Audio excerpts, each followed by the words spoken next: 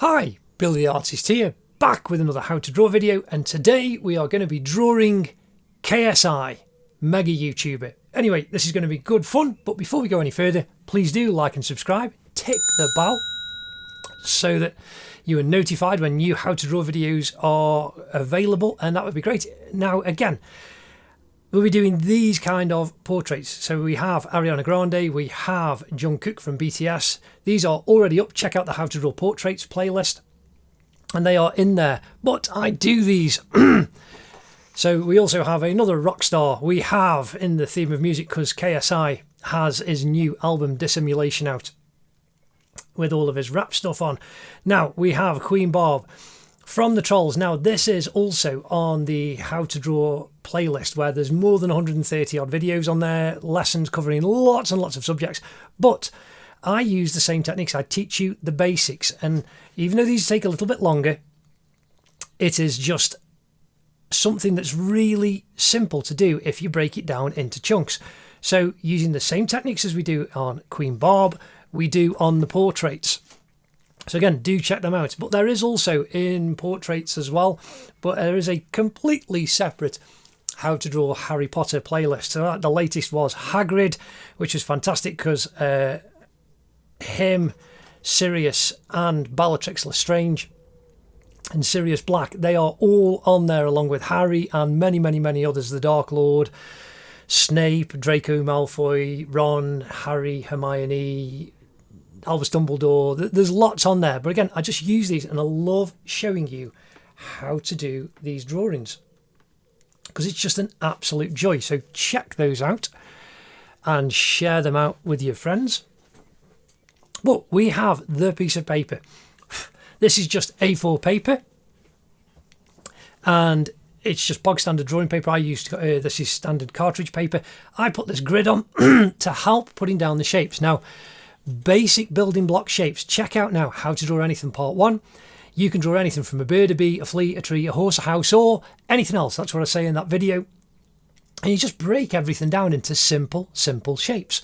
And excuse me, frog in the throat.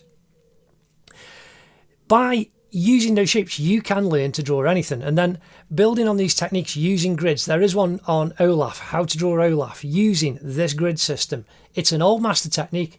Goes back hundreds of years. Artists have been using it for years, and it's a joy. It's dead simple to do, so do check that out. But there is link in the cards in the description. Laying this grid down. This is a 2 centimeter grid. Now this is the center line. This is 210 millimeters, 21 centimeters across the top, 297 down the side, 29.7 centimeters. And the 105 line, 105 millimeters, 10.5 centimeters, is the center line, which is why we've got this kind of little border. I don't just start with the 2 centimeter grid up the corner. It just makes it very simple.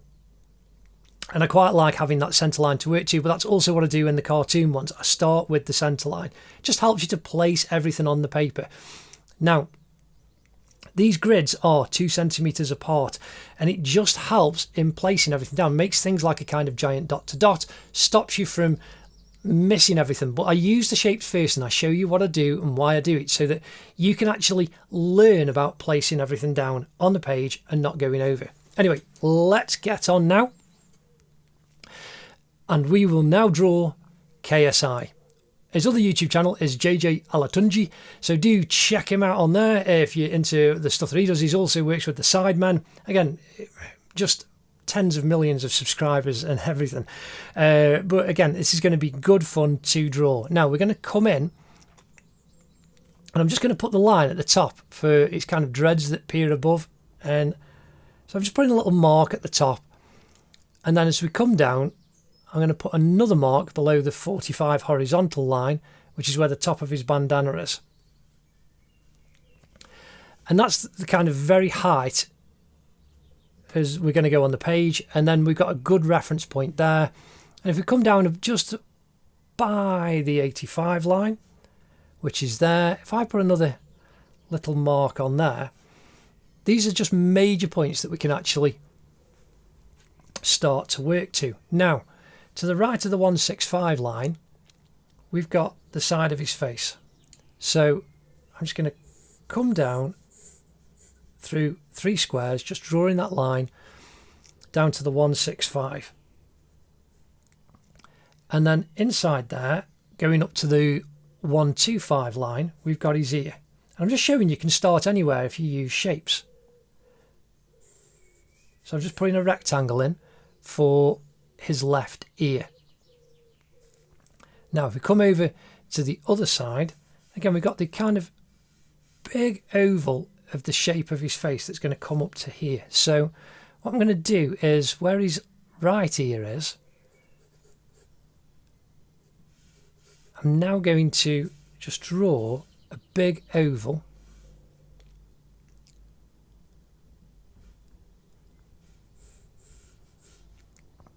and this is the outer shape of his face that's framed by the bandana. And you can see how that curves down, comes down and touches where the ear is, and then below the 185 we've then got a kind of V shape. Come down to the 225 on the 125 line. We've got the bottom of his chin, and you can see here you've just got this nice V shape.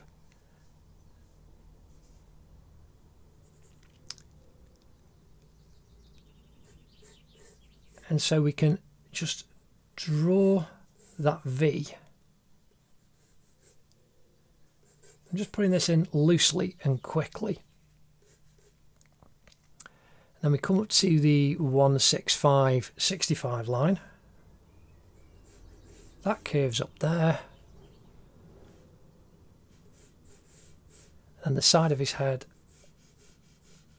goes up, and there we've got the oval. Now, his right ear, we can now put this rectangle on below the 145.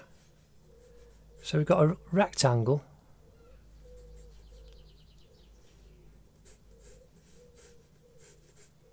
that comes down there. That's the side of his head, and we're going to put his ear within that. Now his neck comes down. We just use the guidelines to help. You can just see you've got like a very large, you could turn that into a rectangle there. Now here you've got a very light, simple V, which is Adam's apple, and then the muscles and tendons and sinews of his neck creating the form and shape. And then we've got this huge U coming all the way down to the 285 line. And the 125 line.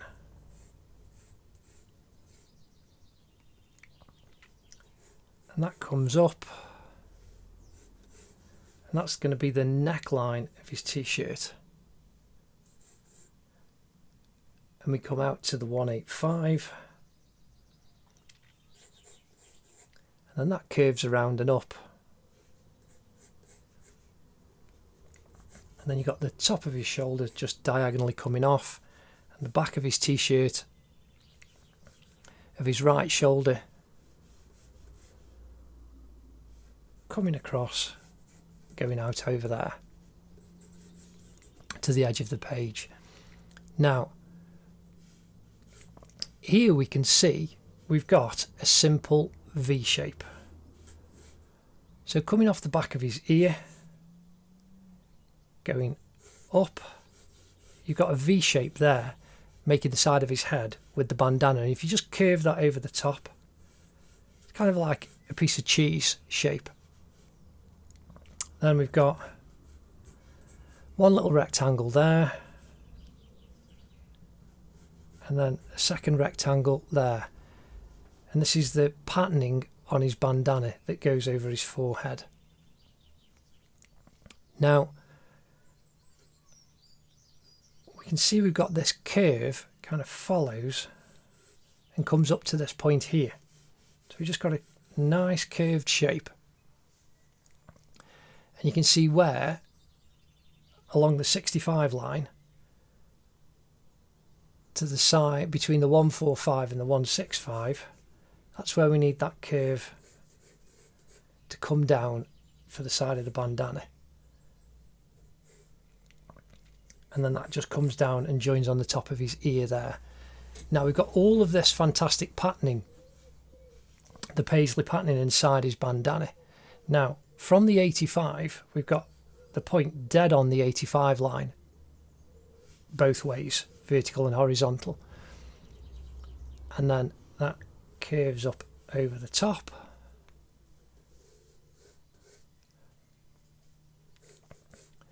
and then we follow, and this will be a solid white line inside, creating the long stripe. Then we've got the little paisley, it's just like a little leaf shape, so we can indicate that. Then it's kind of a little rectangle. If you just put a point in, you just curve it, and then I've got a little oval here with a point on the end. Got the oval, put the point on, and then you've got one here, just a nice semicircle shape. You can see we're just getting the bulk of the fullness of his face, and I've not done anything on previous ones. I've started with the eyes or I've started with the nose. I'm just showing you that you can start anywhere by using this system, and it helps you to develop your skills. So now I'm just putting a rectangle in, little point there for the top of that little dreadlock, little rectangle,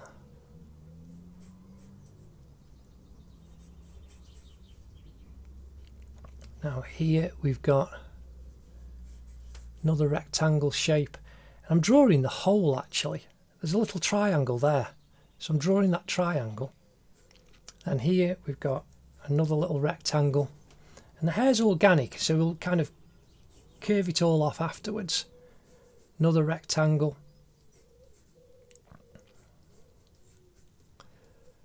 here we've got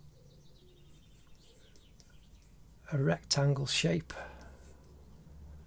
and coming off here we've got a big one on its own, so I'm just putting a rectangle where that's going to go, bringing a rectangle down there, then we've got a rectangle to the edge, and then a triangle at the bottom. Here we've got a little triangle. Now across the top here we've got a big rectangle there, little rectangle pointing up there, got a rectangle of light there. Then you can see here we've got a kind of L created, a capital L. And I'm doing another little rectangle, and you can see there you've got a little diamond shape inside.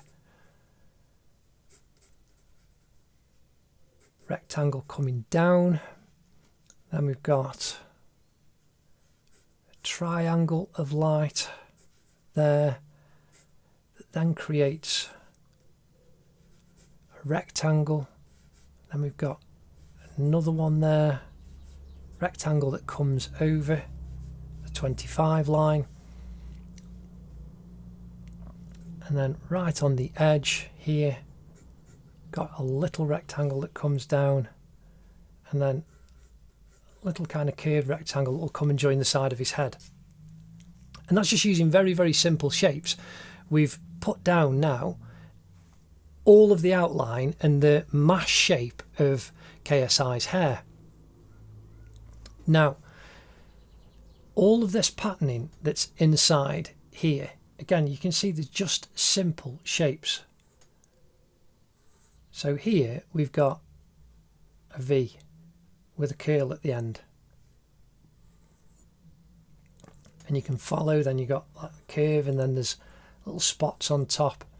And I'm just putting the actual shapes in there. You've got, it's like a J that's fallen over. Here we've got just a curve that comes down with like an S on the end, and then we've got 1, 2, 3 little points, 4 that cross over this point here. So we've got a little V there, there's 1, curve at the top, 2, 3, 4. Now, right inside here, we've got a leaf shape.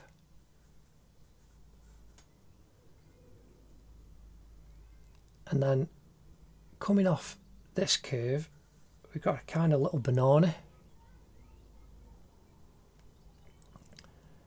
And coming down here, we've got a V with a large V above it. And then up at the top, we've got a little love heart. And that's going to curve down, join there. And then I'm putting a curve. Little curve at the top. Here we've got a little, it's kind of like a little pear shape. Then got a little rectangle, line going out, coming down.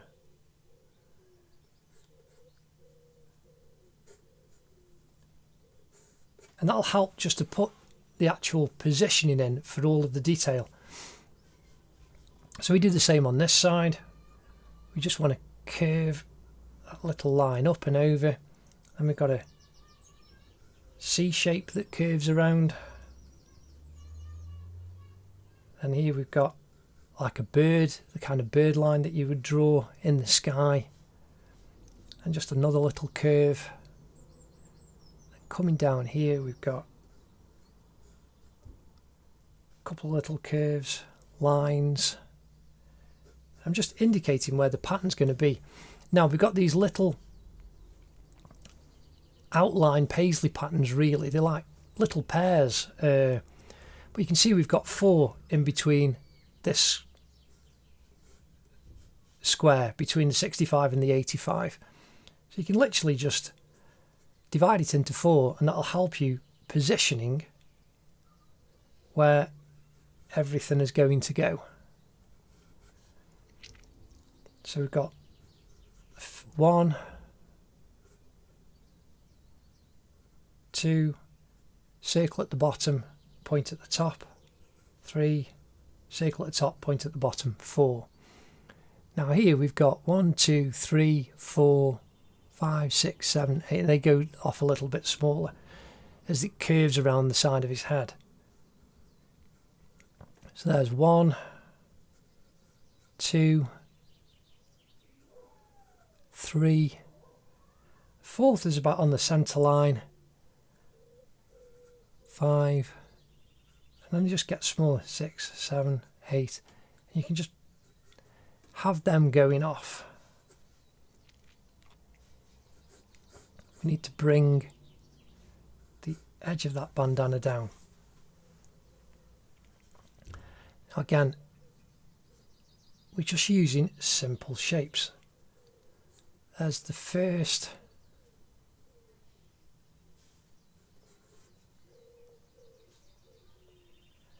And we've got one right on the centre line.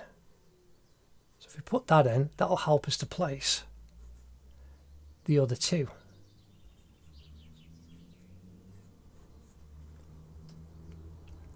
Then we've got the ones going up across to the 1, 2, 5 line. 1, 2, 3. Then we've got 4 again inside this square. 1, 2, 3, 4.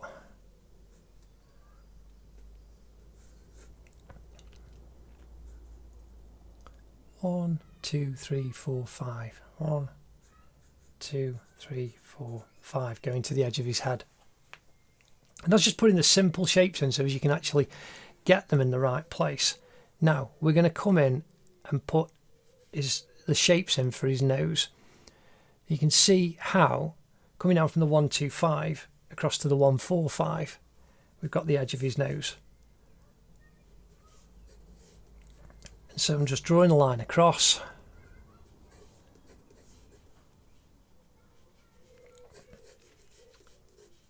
Just drawing, so there you've got a simple triangle for the left hand nostril going up into the edge, and then here we've got the shadow, so we've got a nice little triangle for there,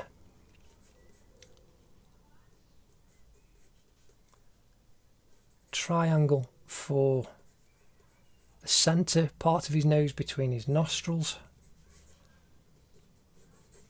And that's going to go up. Now his left eye, just putting a little oval shape that crosses the 125 and 145 lines. And then his eyebrow, above it, we've got a rectangle with a little triangle at the end there. So now his right eyebrow, we can see on the 105 line, we've got a rectangle that comes across, and then a little triangle going to the edge. Now, the circle of his eye, his pupil and iris, is just off centre. I can just indicate that crease in his upper eyelid. Then we've got that little diagonal line underneath. Now, sometimes I would also just draw a rectangle for where the eye's got to go. Now, the same shape here. So we've got, I'm just going to draw a rectangle first. It's to the centre. And that comes down. That's going to come right to the edge. We've got here, you can see on the 85 line, that's where the circle of his iris and his pupil is based. And then we've got a nice V shape here on the right hand side. That just curves over, comes down, and just past the centre between the 65 and the 85, you've got the edge of his eye into the corner, and that curves up and underneath.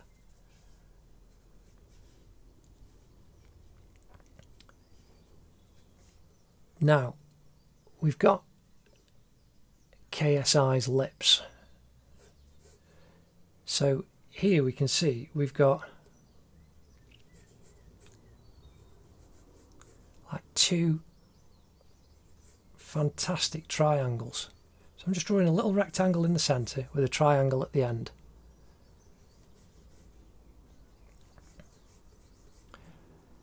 And then we've got, I'm just going to draw a rectangle that will contain the bottom lip. And then you've got the curve of the bottom lip coming across.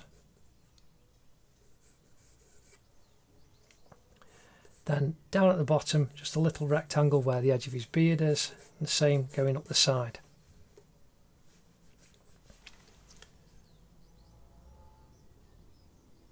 Now, that's just the basic putting shapes down to get that outline down, and now we can actually start to put the shapes down for the form of all of KSI's portrait.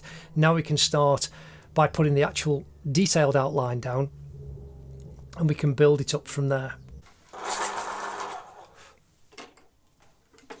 Just sharpening my pencil, and now we're going to use, I just put my hand on this piece of paper, just going to tear it in half so it's a bit smaller. There we go.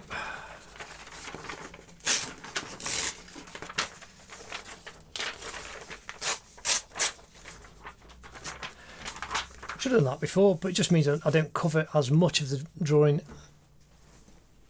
and you see a little bit more. I did try tracing paper, but the heat of your hand actually curls it up. So just normal paper is a lot better.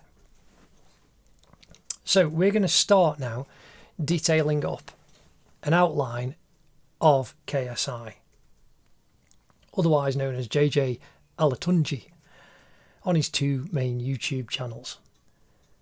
Anyway, so we're going to start with his eye.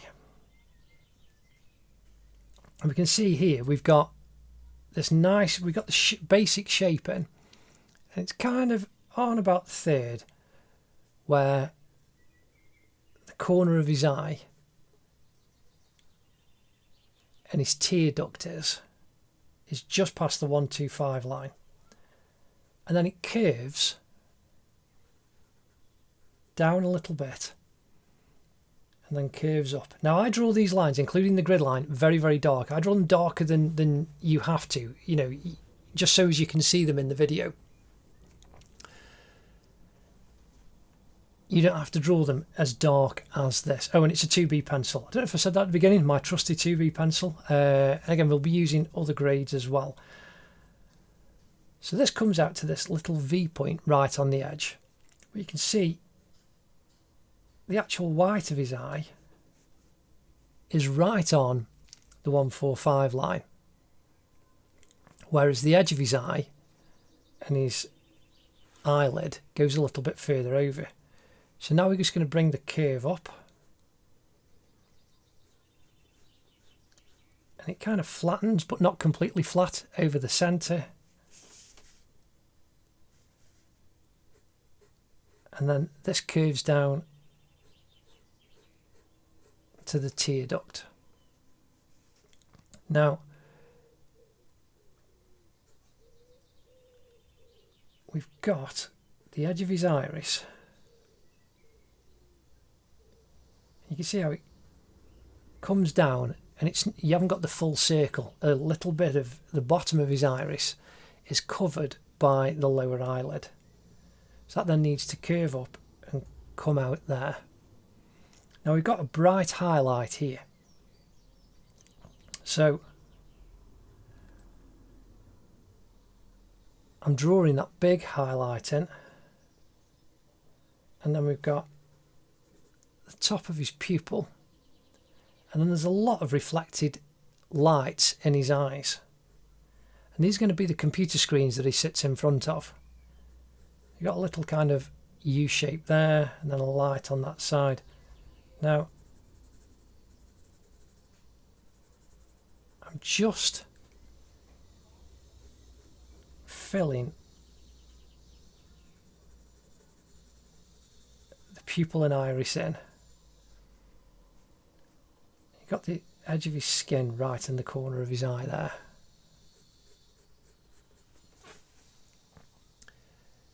And so straight away we've got a good focal point, no pun intended, to actually lock onto as we're doing the drawing. And above his eye we've got this crease in his upper eyelid, and then one right underneath the lower part of his eye.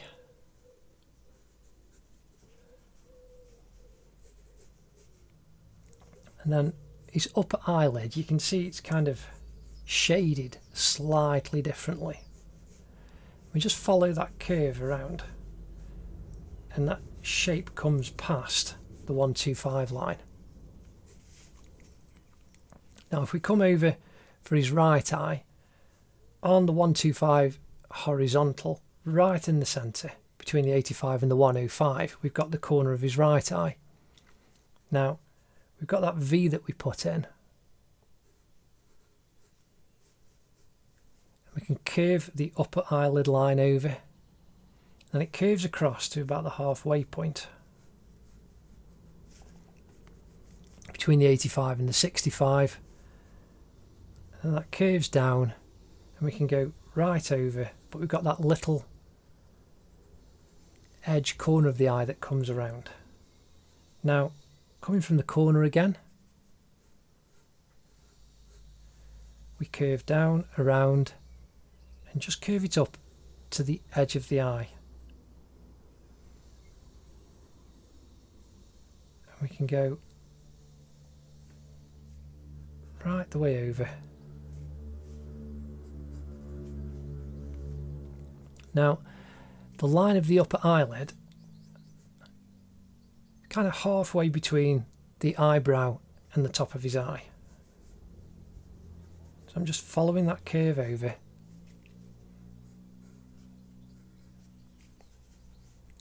And then it comes down to join the inside part of his eye.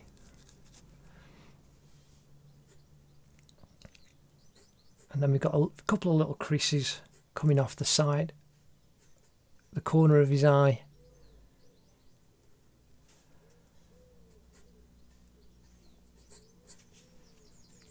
Now for the iris.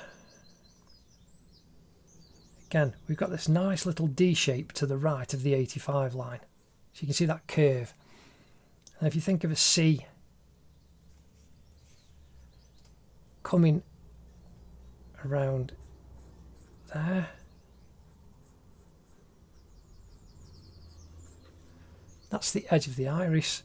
Now the highlight is right on the 85 line. So I'm just drawing a circle to indicate the highlight, and there's a couple of smaller ones next and underneath. Again, that's like the screens on the left eye that we put in. We've got the centre for his pupil.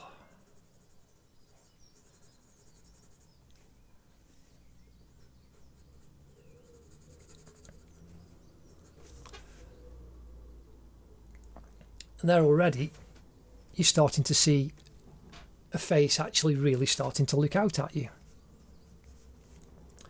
So now we come down and we're just going to do the right nostril that's right over the centre line.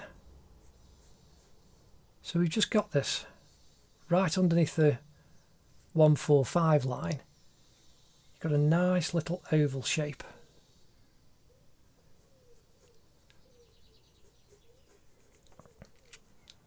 And then the centre of his nose curves, and his right nostril goes over the 125 line, and you've just got this little triangle that peers up and then comes down.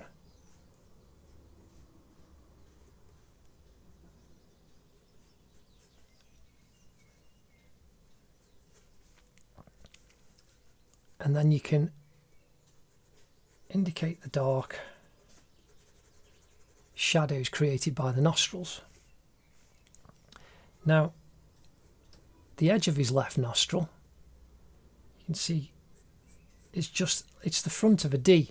So on the 125 line, that's the back of the D, and it's just like it's a simple capital D. So if you look at the shape, but you see it comes down a little more acutely at the top and then curves underneath.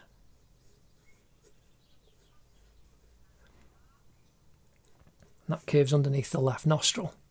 Again, it's kind of halfway between the top. You can see like this little bit down here. So you've got the lower part of the nostril and the bottom of the centre of his nose, and that just tucks in underneath, and it's about halfway. Now on this side, we can see we've just got on his right nostril, it's like a C shape that curves around.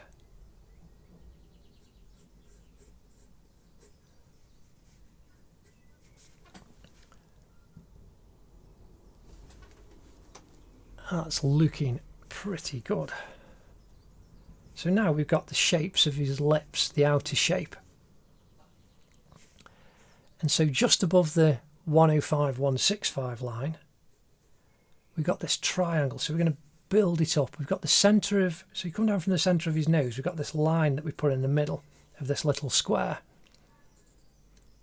We've got the top of his lips.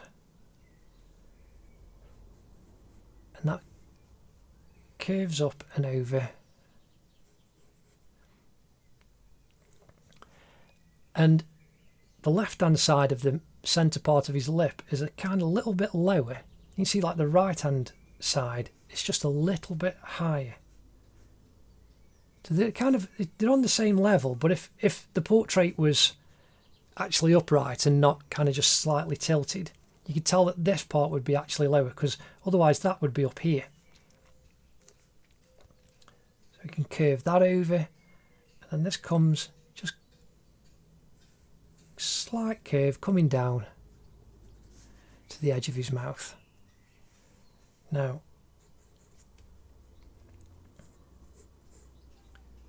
there we have the right hand side of his upper lip coming down, and then we've got this fantastic curve coming down underneath.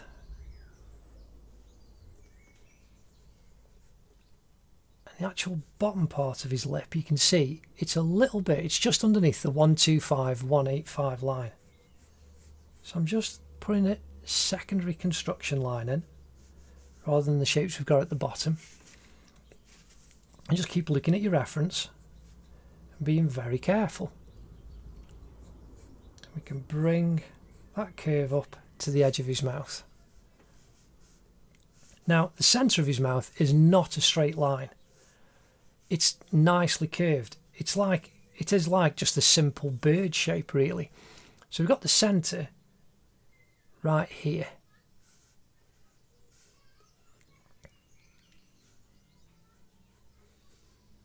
That's where the centre point is going to be.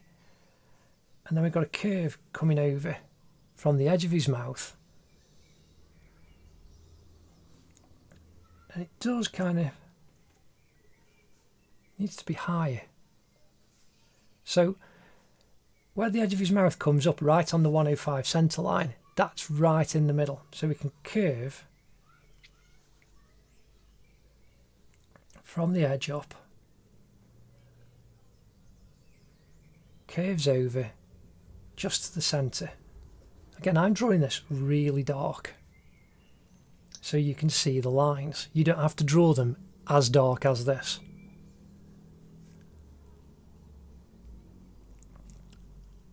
And then coming right over to the edge of his mouth. And you're still slightly going up but curving till it comes right to the edge. And then we can just, you can indicate where you can see the shadow. You've got a highlight right on the front, so you've got this little U shape there, and then curving right the way round the bottom. And then you can indicate that just the lines on very lightly for the skin on KSI's lips. Just track inside the outer outline because you've got a highlight on there. And that works for us. And then we've got that shadow that's going to go down the corner.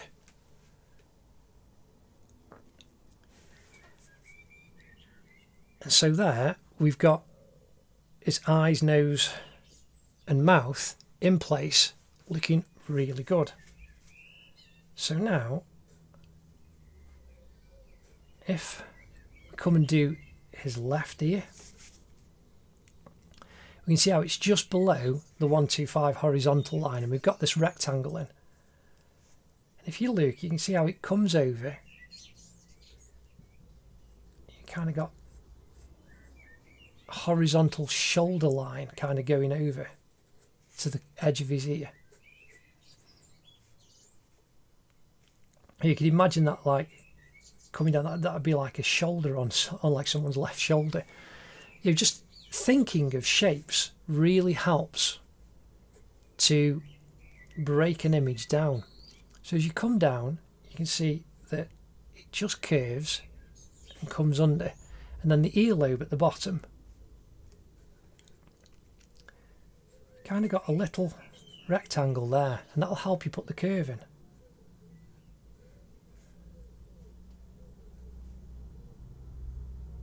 And you can join those two up. Now, the upper part of the earlobe that goes to the entry of his ear canal is above the halfway point. So that's there. And we've got a little shape. We can curve that over. And then that curve goes up. But you see we've got a right angle line. But just curve it at the top, and that's where you got that fantastic shadow that's creating the lip on the edge of his ear. And then that curves down below the kind of halfway point. Then we've got another shape that comes out And this will make the shading that's the entrance to his ear canal.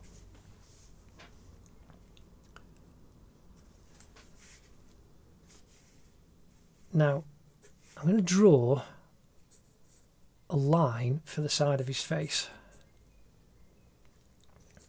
So here above the 125, so between the 105 and 125, where you've got the bandana coming down, we've got the stippled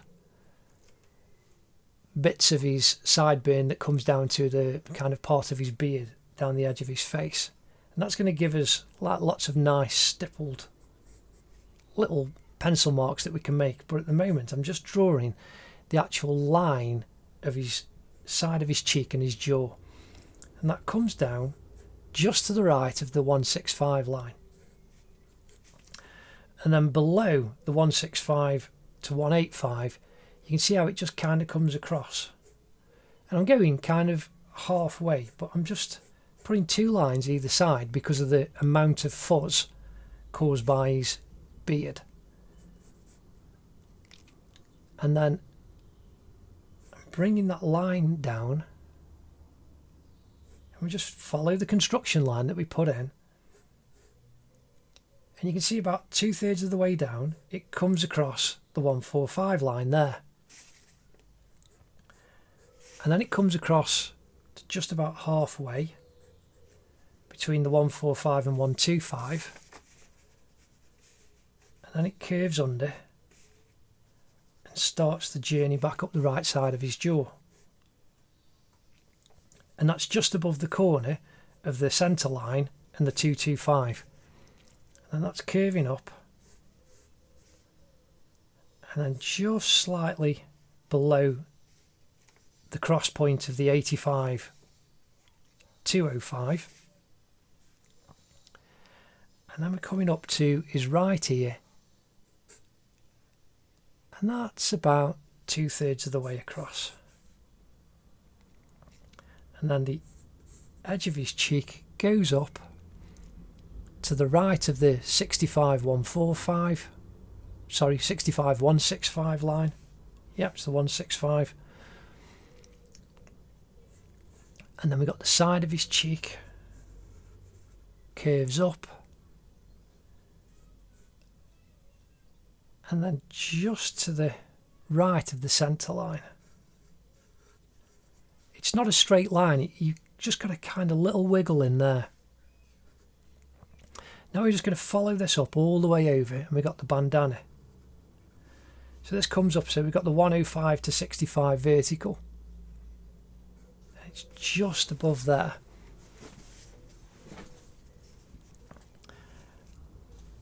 And then we've got it curve up. I'm just being very careful so you can see. And then again you can see just above the 85 on the centre line, the bandana cuts across there. So follow the curve of the bandana, and then it comes across, and then it crosses the 125 line before it cuts back down. So you kind of top point is here as it curves over between the 105 and 125, and then we curve the line down,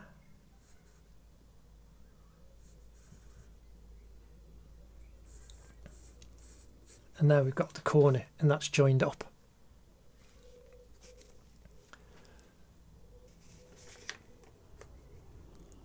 And so now we're going to put his left ear in, and you can see that kind of comes over, and this side of his face kind of, it makes it into thirds, so you can imagine like a third into the actual square, and then down here we've got like his left earlobe. On his right earlobe you've got the very bottom part, so we've just got this nice oval shape. We can just bring that extra bit of fuzz out for his cheek.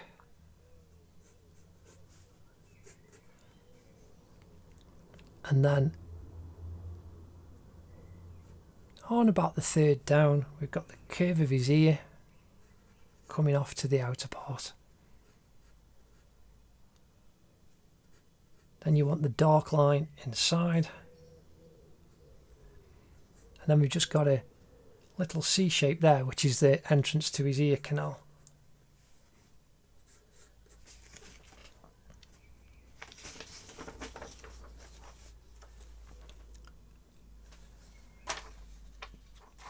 Now, we're going to put in the edge of his neck. So we're coming over to down by his left cheek. And we can bring this line down. You can see how it comes to the halfway point above the 225 line.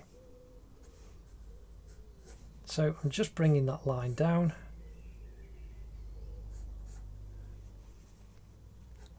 And then you've got the t-shirt that comes out, kind of comes down vertically, but just inside the 185 line, and then it curves across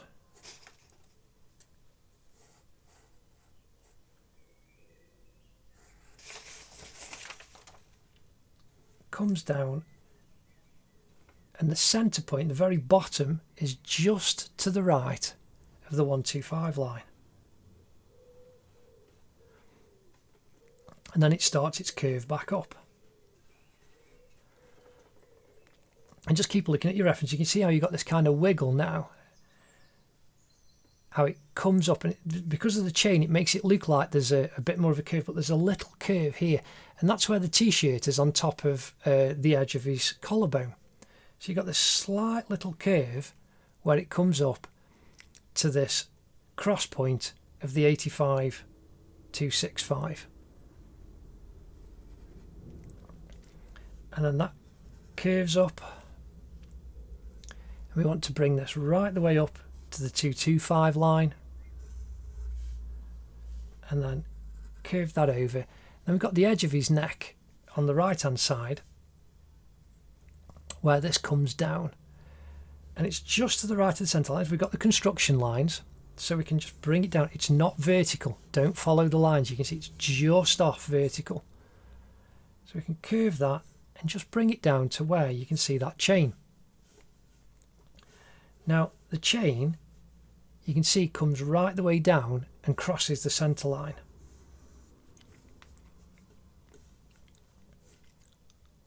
But it comes lower than this cross point here.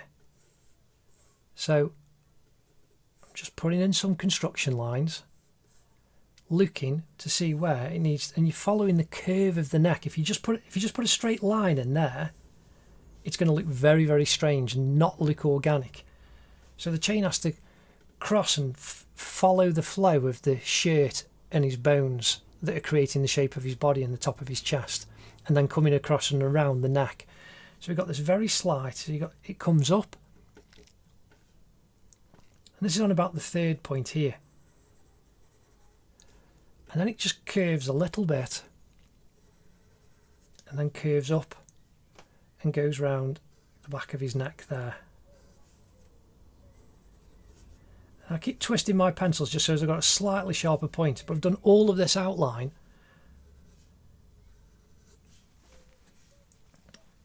and it's kind of worn it down. Now if we do the same on the right hand side, you see it just comes to past the right of the 165, 265.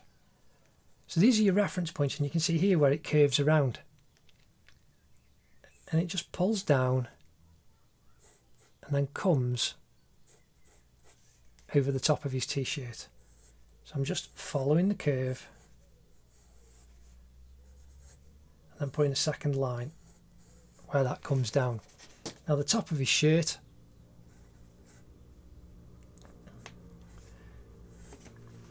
and the t-shirt at the back, it's very thin where you've got the edge, and that comes across the 65 line. You've got the hem that kind of, it's very light, but it just curves around.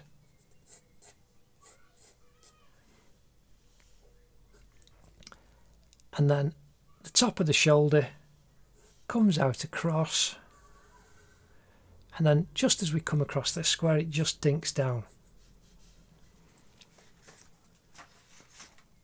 And that's we're getting there. We've now got the top, and this is a lot of detail. So we're going to do the bandana and then the top of his hair.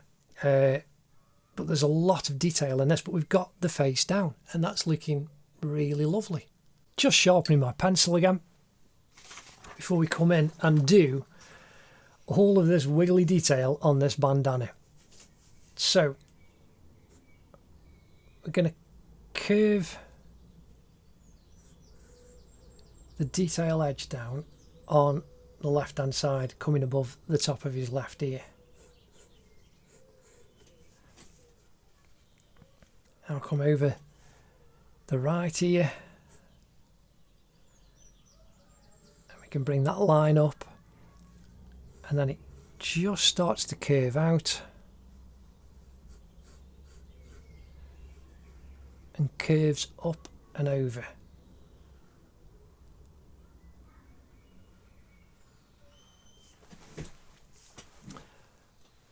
Now I'm using the inside of my hand. It just kind of went a little bit in there because I'm working against the natural bend of my hand. Now you can actually turn the paper around. I can't while I'm doing this kind of tuition video because I don't want it to go off camera.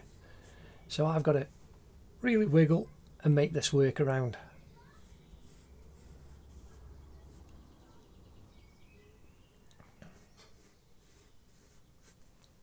So now the curve comes over.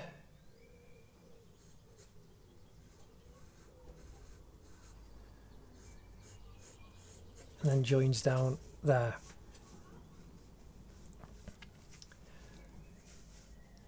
Now, before we do any of the detail in the bandana, we're going to start. I'm just looking, it's like, is that a little bit? No, it's too fuzzy. Right, so this is where we start. Like there's a little shape there. It's like, is that a bit of his hair? Might be, not sure.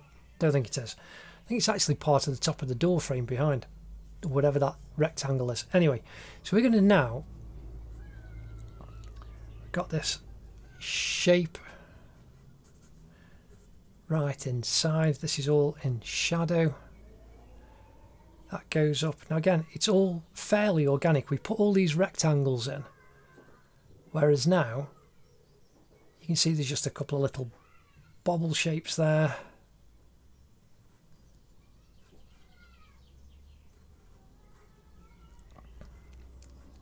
And then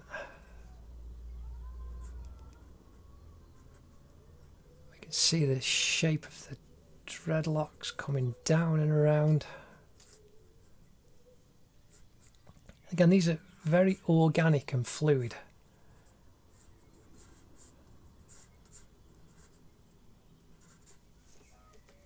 Not with hard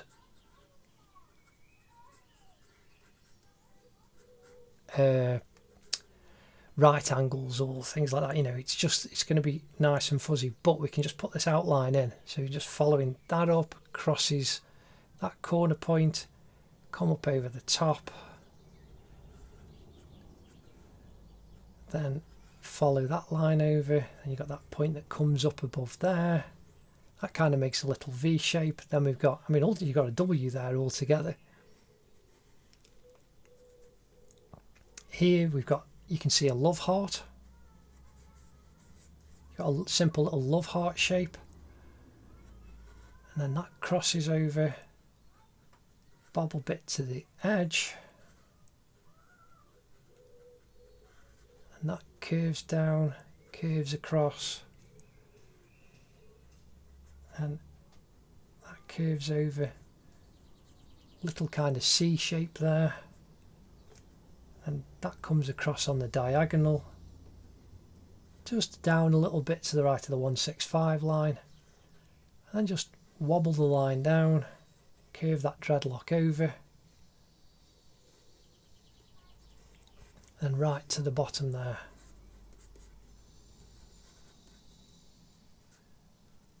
Now again, we've got some nice shapes inside. There we've got a D shape that's going to be kind of shadowed. Here we've got a kind of a bit like a little heart shape, that shadow that goes off up onto that corner. Just a kind of wobbly diamond there.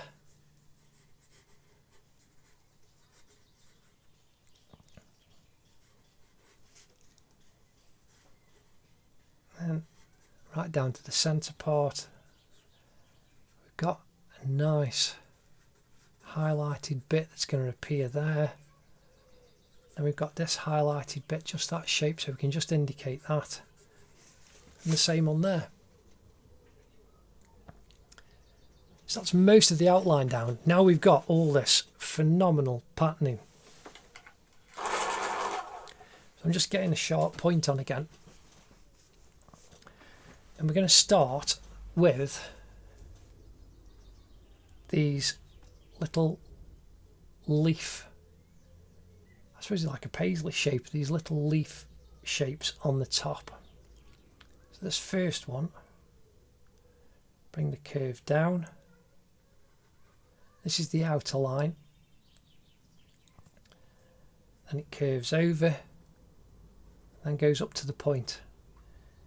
Replicate it on the inside, just being careful. And it's thinner here because of the angle, and then it's thicker on the edges. And then we've got 1, 2, and then a little line going up. Now, right on the 85 line, just bring a little curve going to the point, and you bring that around, and it kind of goes to the halfway point. Then just to the left of the 85 line, we've got the inner part of the leaf.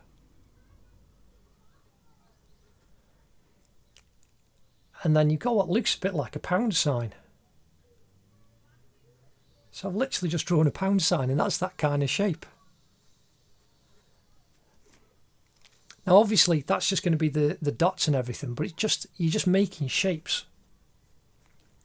So now the one below it, kind of coming over to the third, so we can curve that over. It needs to go up a little bit higher where it goes to the point. And that's just to the right of the centre, so that's a little bit too far over. So we can draw that back over, comes up, and join your curve. Then track the line inside.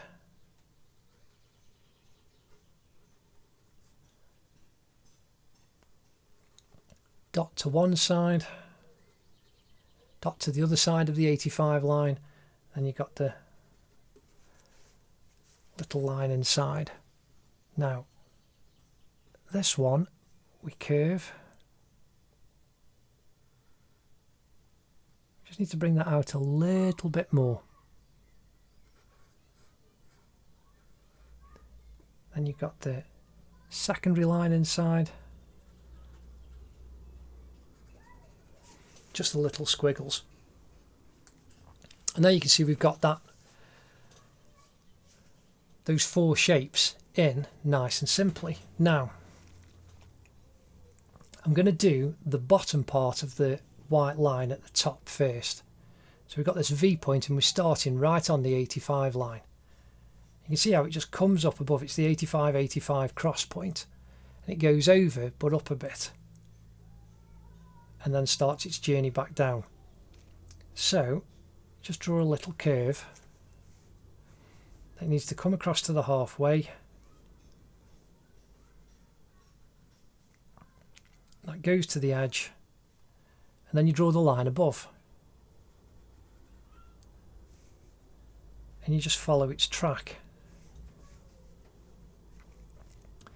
Now, we come down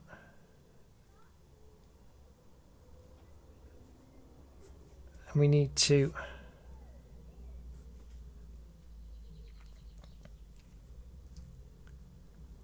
follow the trajectory of that upper line. You can see how if you draw that from the construction line down, it it would join on the edge of the bandana.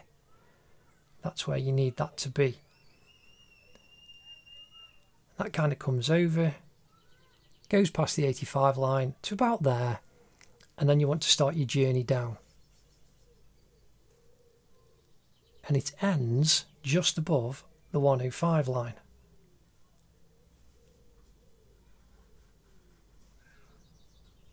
Do the line underneath.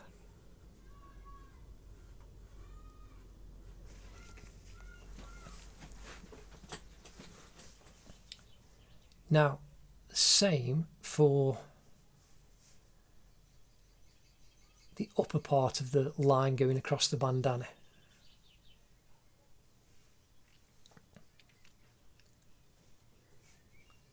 I'm going to come up from the centre point.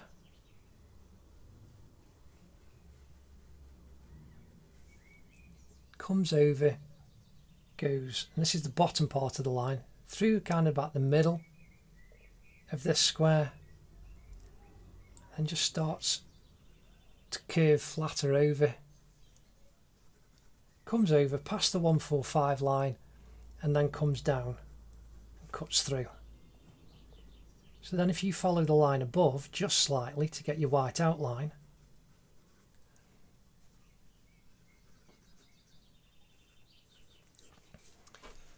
there you've got the shape of the top of the bandana, that pattern on that bandana going over. So now we want from the centre point, that curves up, following the trajectory of the line above, and your construction lines that you put in, and it curves over. We just need to push that out a little bit, then bring it back. And there you've got the two major points for your shape. So now I've just sharpened my pencil again, just makes things a little bit easier. And we've got all of these little leaf shapes that are inside, and they are fairly organic, but because we put the original ones in, they help with the placing. So it's rounder at the top, you've got the point at the bottom, curves out, and then you can just put the inner part in. And this one, okay, you can just make them a little bit bigger because you're doing the white outlines, the dark centre. It's a bit like a P. You kind of see there, you've got the P on the outside. There's the inner part of the capital P.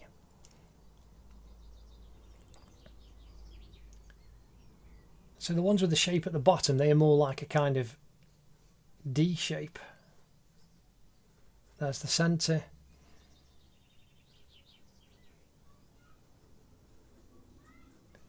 And then the ones going up are a D. I mean, these are now getting more like just simple leaf shapes. And you've got that one just to the left of the 145 line. And we've got one right on the cross, point at the top. Then you've got 1, 2, 3, 4 after it. 1, 2, 3, 4.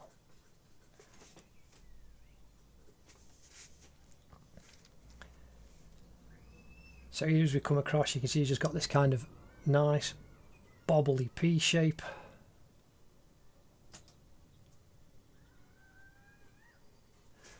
Then we've got this one that's like a D shape. And we've just got a really nice curve on this one.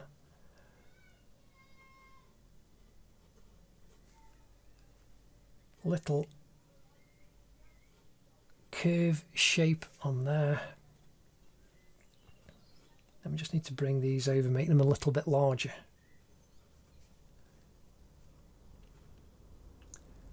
That upper one just crosses the 85 horizontal line.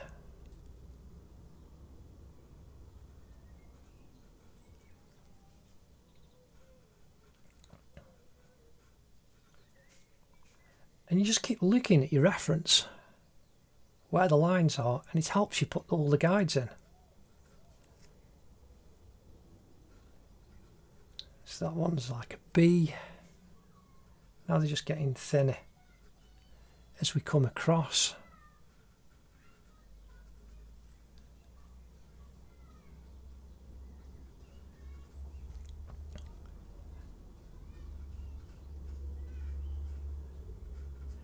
And just indicate those ones. Like I say, you're just getting lots of nice pattern then going off to the side. Just put the centres in, that'll help. And that's a very complex shape, but you just take your time and you can get that in. Now we've got all of this very complex patterning. It looks it, but because of your guidelines and the grids, it makes it very, very simple. So now we've got this first V that we actually put in. So if we use the guideline that we put in, and you kind of draw that bird shape, let's curve it up and then curve it over.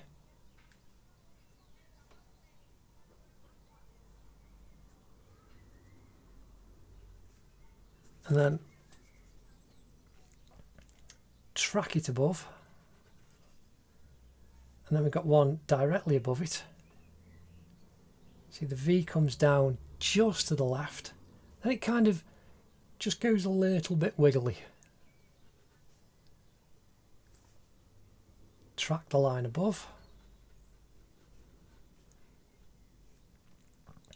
And then coming down off here, we've got just curves. Then you've got a little kind of straight line. And then that curves and goes up to the white line at the top. Touches there below the first of the little kind of leaf shapes. And then curves back around.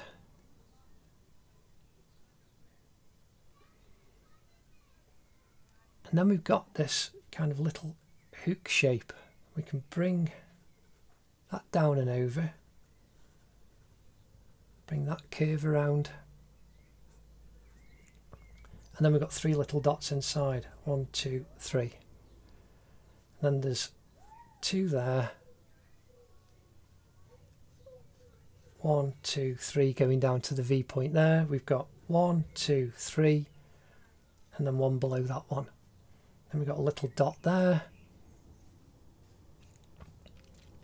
Then we've got 1, 2, 3, 4, 5. 1, 2, 3, 4, 5 inside that little shape there.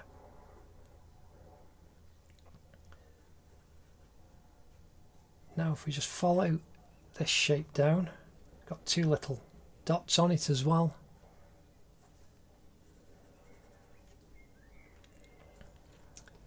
And then we've got this set of V's that kind of wiggle down. Curves on that one. Comes to a point, and that curves up and comes over. And you can bring that line back around. And then that curves with a dark dot in the middle. Trace that back along the edge. Then we come back on the top and trace, follow the line, the contours.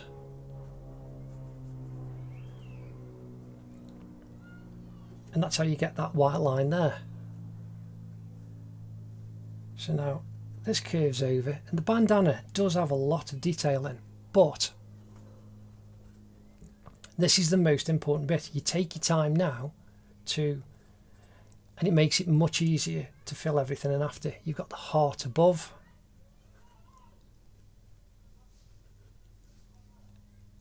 Then that tracks out.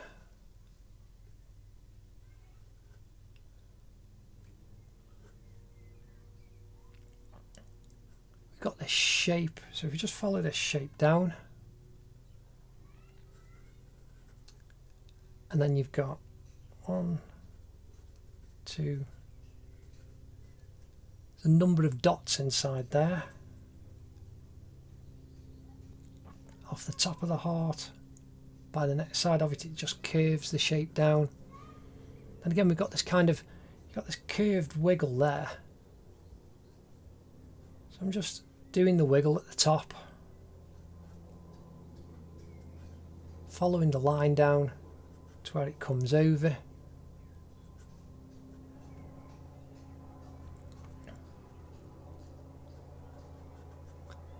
And bringing that over, then you've got another little wiggle shape. Now you might actually hear a helicopter in the background. That's rather loud. If you heard any ambient noise, you've got to have the window open. But helicopters are exceptionally loud.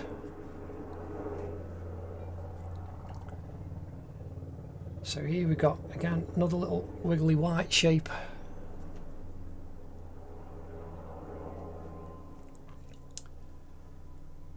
And these lines coming down to the right of the 165 line.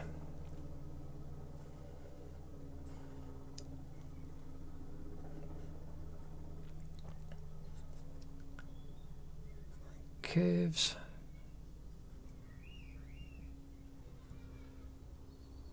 Little shape at the top. That curves down. Then we've got white line going over.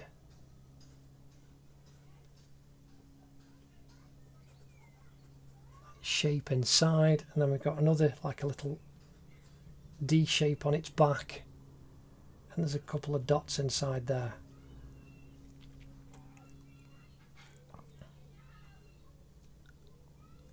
They should actually be a bit lower, but that's okay. Like I say, the patterning just makes it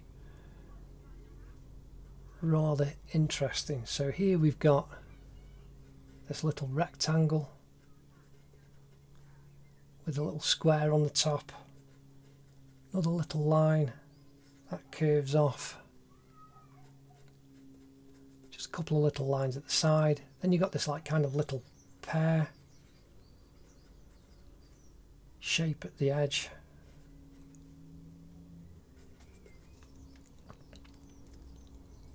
Then we've got this one line at the bottom of the bandana that comes around, two little dots. Then we've got like a little upturned V there, another one there, and then another little line underneath. And we've got this last little area. I'm going to start with this kind of leaf balloon shape inside.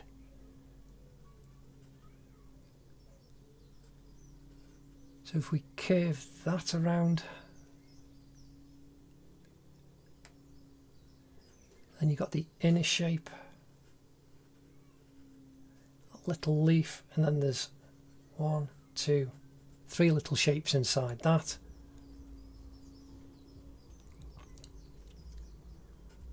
Then above we've got this wiggly line that comes down.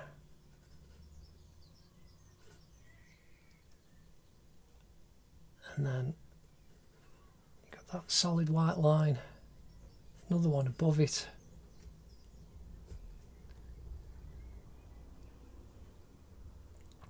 And then you've got this V at the bottom of that there.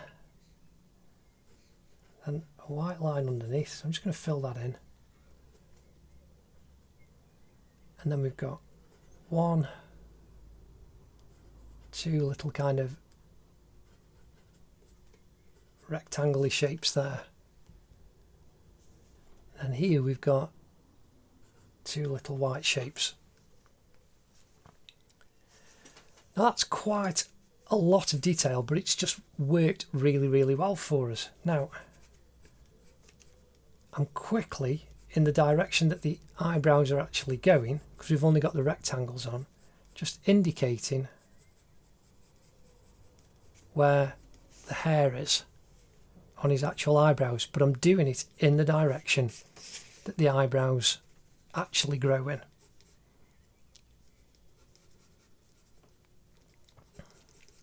You can see there right on the 105 line, that's where the upper part of that eyebrow is, at its darkest, just coming down.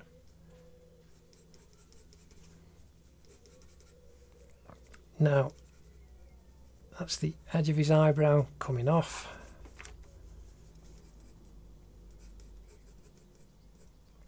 And that then curves down. Now, I'm just going to also indicate, here we've got a little triangle of highlight, but this is where the shapes of his face are.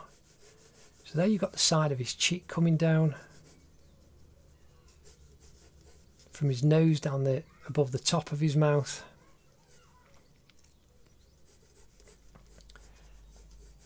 The diagonals coming off over the top of his cheek from his nose. Got the strongest highlight here, bringing that curve around. We've got a highlight there. We've got a curve. So here we've got a nice triangle of shadow, and then this fantastic dark shape. So we've got a kind of rectangle there, and that shape goes up under his eyebrow, coming off from his right eye, diagonal coming out of his mouth. Then we've got this U shape here in between the upper lip, a little bit of the moustache over his mouth. Then we've got where the highlight is on the top of his chin, and the shadow going up his cheek. And then his neck, we've got the shadow that comes over there.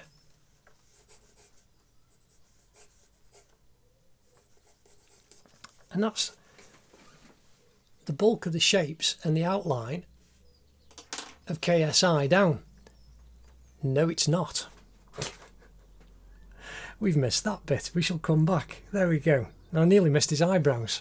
Ah, the joys of drawing. Right, sharpen the pencil again, because we missed this bit off and the pencil was getting a little bit blunt. So we've got these shapes to actually put in. So we've got these first lines up at the top. I'm just going to follow the curve of this C. That's the outer part. That comes down, joins on there. It goes up, you've got a little triangle, and then just follow it tracking back inside, curves around, and there's the top. There's 1, 2, 3, 4 little dots, and then above you've got an inverted V, then you just got a little squiggle line, and then 2 dots right on the corner. And here we've got this an upturned U, which has got a little bobble at the end. That curves back over. Then we've got those curves. That's like a kind of big M, but just kind of do a bit of a wobbly line inside, and then there's 1, 2 little dots inside each one, same there, and then we've got another kind of U shape, and then we've got the one right above.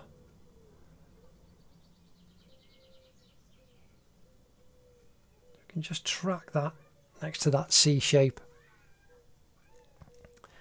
and then we've got this kind of wiggly line that just comes down.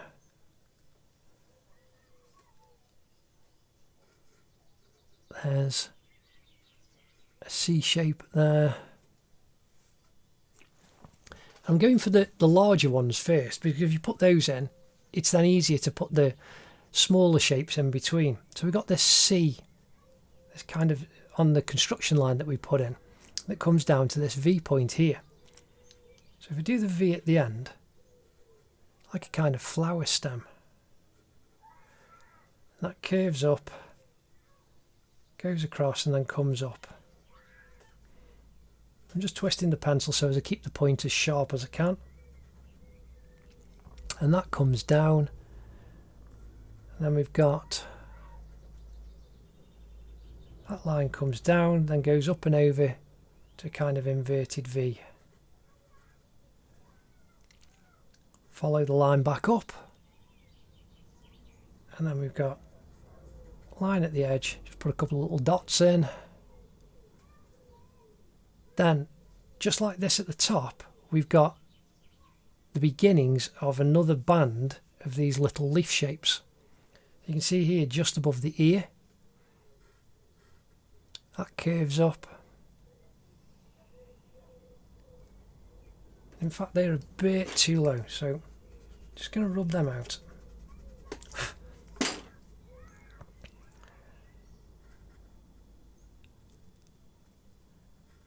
There's the top of that line.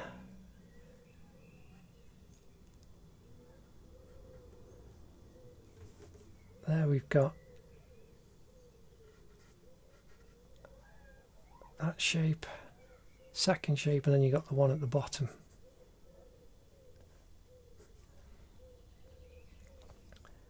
Now if I do that little V at the bottom, and then kind of bring that flower stem up a bit higher,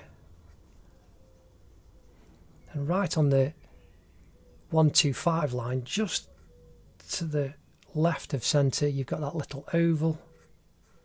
Bring that curve line up.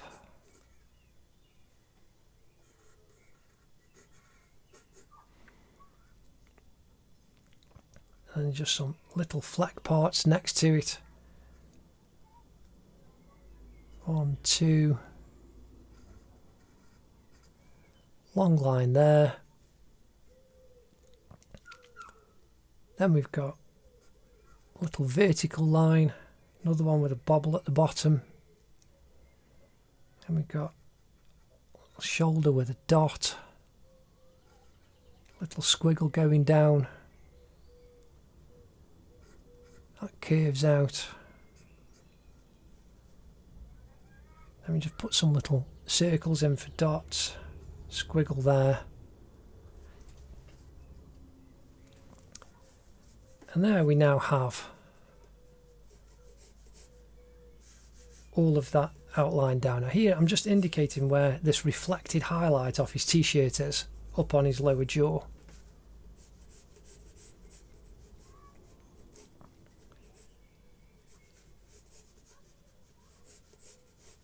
And like I said, we've got that fantastic shadow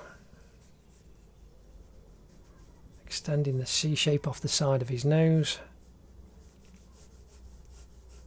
Those lines down off the corner.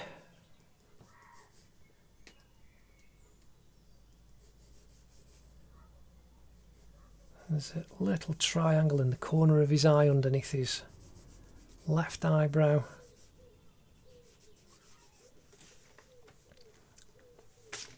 And that really is the full outline of KSI down.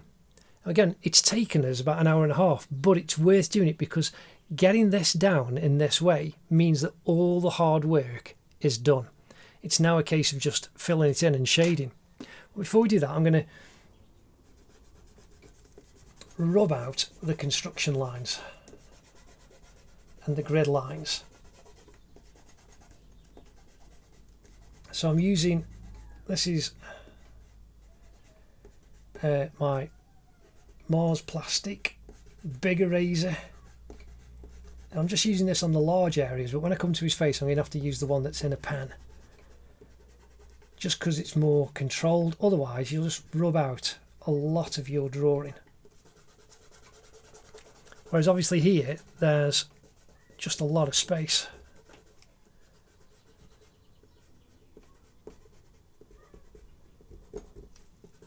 So where you've got the space, you can use a big rubber to remove everything. Again, I draw these grid lines on and all the construction lines very dark so you can see them. If you do check, it's in the links in the cards and in the description. Ooh, just got to be careful so that I don't pull the picture off. The Laying the Grids video, you see me actually draw the grids with it, well, draw some lines with a 2H pencil, and you just can't see them. So there are the lines from the outside gone.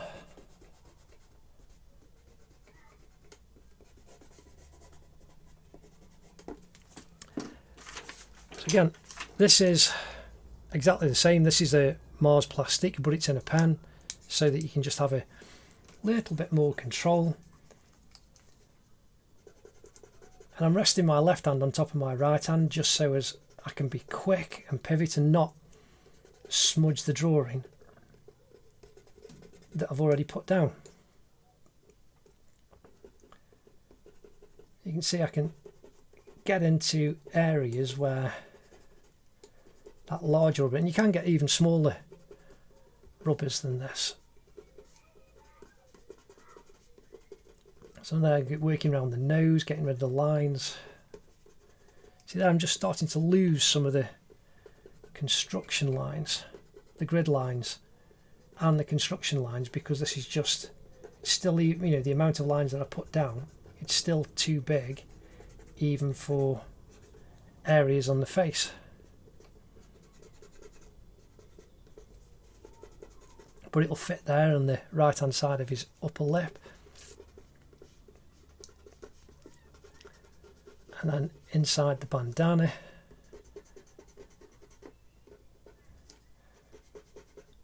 And inside his dreadlocks.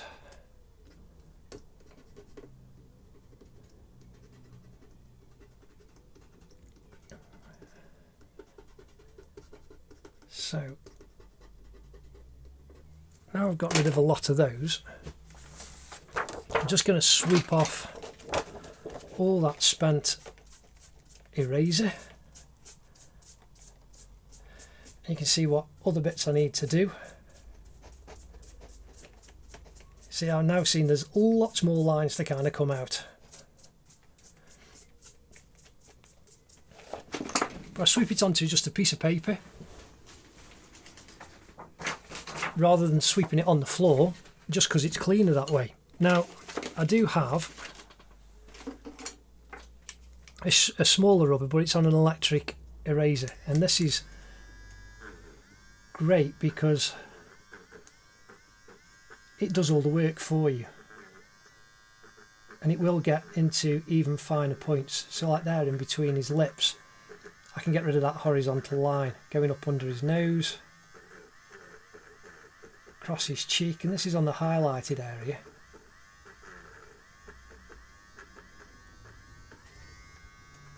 Into that corner of his neck. Now in the tip of the mechanical technical pencils that I use sometimes, again, I just use normal pencils in these videos because that's what most people have got access to. But if you look at my very high-end portrait videos and the drawings I've done of my motorcycles, you'll actually see that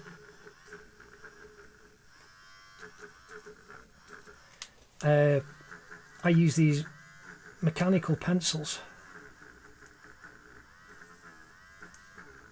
See, that's now got all of those lines out that I didn't need.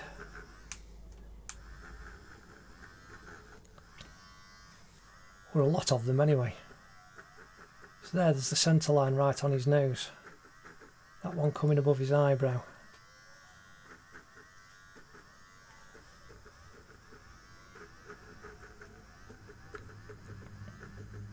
And in the top of those, I was saying the technical pencils, in the top of those there is a very fine eraser like this that you can use, and they are great. Now I can see just big lines.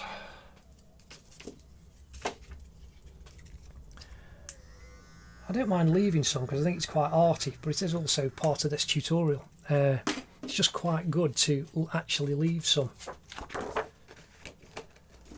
So again, just sweeping off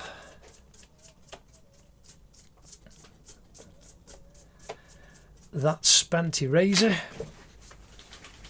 Actually put it in the bin, not on the floor. Honestly, for years I used to just ditch it on the floor. You think, how thick is that? But still, that's the joys of having your own art studio. But there, we actually have the full outline of KSI actually staring out at you.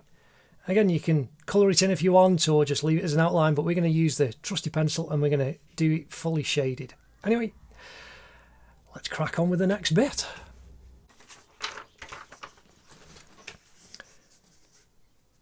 So now, with the 2B pencil, we're going to put in a general tone all across KSI's face.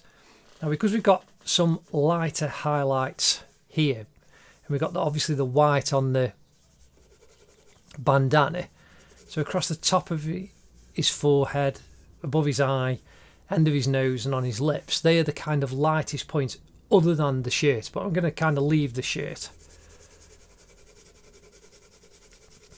So I'm just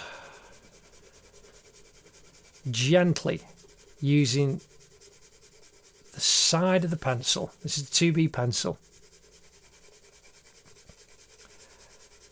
just to put a good tone all the way across. And then for the actual highlights, we will use the putty rubber just to pull out the complete highlights. And we'll do that at various stages, because you just keep reworking and reworking. And this is the thing with drawing, there is no formula. You cannot treat a drawing as a production line type job. There are techniques that you can use to get an image down. Now, I've not done the eyes at all. I've kind of left them just yet. We're going to get all the skin in. But because everybody's face is different, you can use techniques to get the outline down. But then, depending what kind of effect you're after, and it doesn't matter, you you will work across a drawing in different ways, and a drawing may take over depending what you were doing. And what result do you actually want?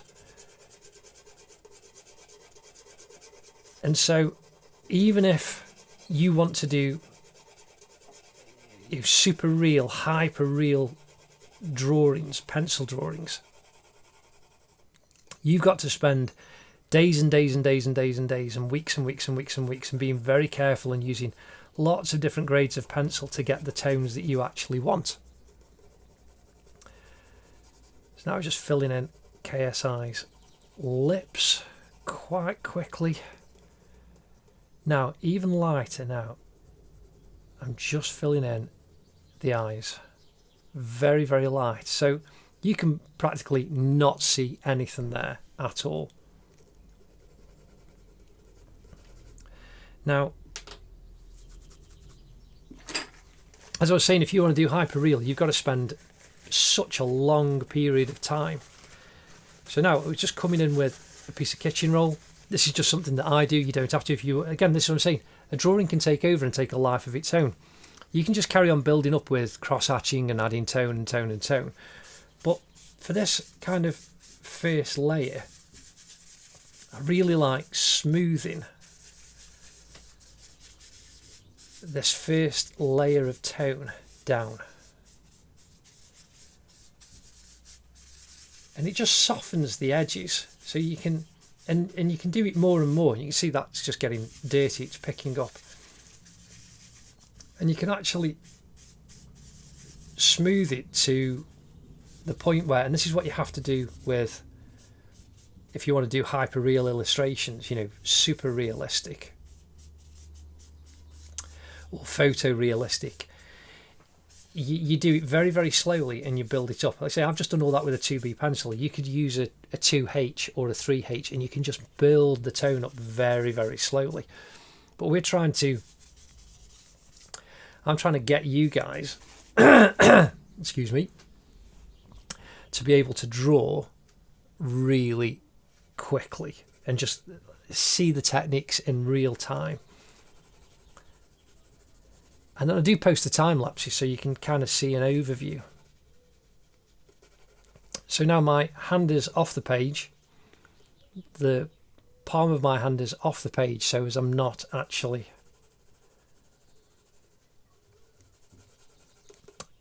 pivoting on the paper. So even though my hand may have some pencil on, I'm not going to make it dirty. And you can see here now, we've got the construction lines coming down. We've got this shape all down the side of KSI's cheek. Again, I'm using the flat of the pencil and just adding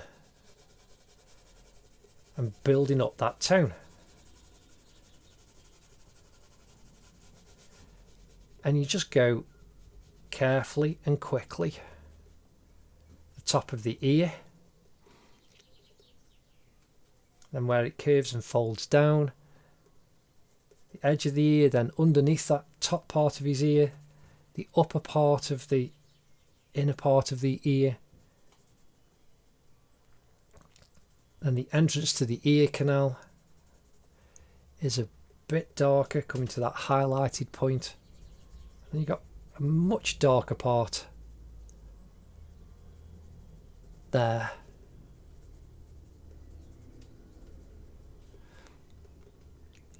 Top of the earlobe, and then you've got shadow coming down to the bottom of the earlobe, going to that highlight. Now again, you can see there's a really dark line there. You don't have to do that. You know, you could do your outline. You can probably barely see the two lines that I've just put down on there. That's how dark you can put the outline down if you don't want a very dark outline on your drawings. But I do this so that you can actually see everything clearly.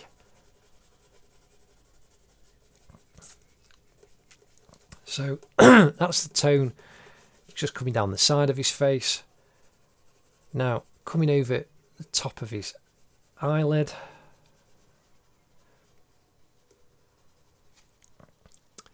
into the corner of the eye socket, and you're just building, you're now creating the three-dimensional shape and form by building and adding tone. And you've got that curve, and it's darker here on this side, and then it curves up over his eye, and you've got darker in this corner, and then it kind of curves. You've got this little C shape here, but then you've got more of a curve going into the corner of his eye socket next to his nose, and then that goes up into his eyebrow. Now again, because he's got the light is kind of coming, it's fairly front on, but we've got this shadow just down this side with the strong shadow down the right hand side of his cheek. And so we're actually creating these little shade parts that'll give us the three-dimensionality. So obviously the strongest shadow is down this side, but even though this is a light area, there's still lighter shade parts that give us the three-dimensional shape of someone's face, in this case KSI. So here, right underneath the corner of his eye, we've got a line coming over, and because he's young and youthful, unlike me, he hasn't got a lot of wrinkles. Do you moisturise KSI? There's a question. But you know, if he kind of squinted, he'd obviously, his eyes would show the lines up a lot more, but he's got a very youthful, smooth complexion. So that's why here we don't have a solid black line underneath his eye. So again, you can see we've got this diagonal line coming over and going over his cheek with a little highlighted bit in between. And then here we've got on the left hand side of his nose,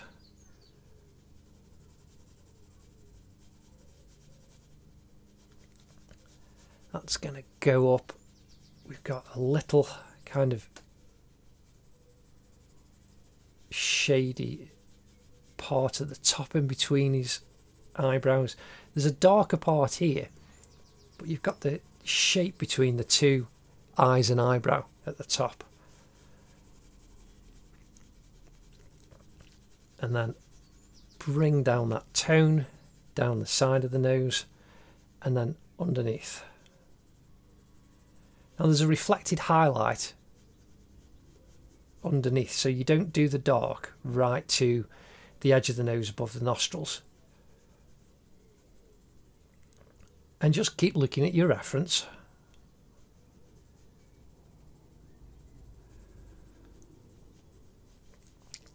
Bringing that around the top. Here we've got the strongest highlight, so I'm leaving that a little bit clear, but we'll use the putty rubber to really pull it out.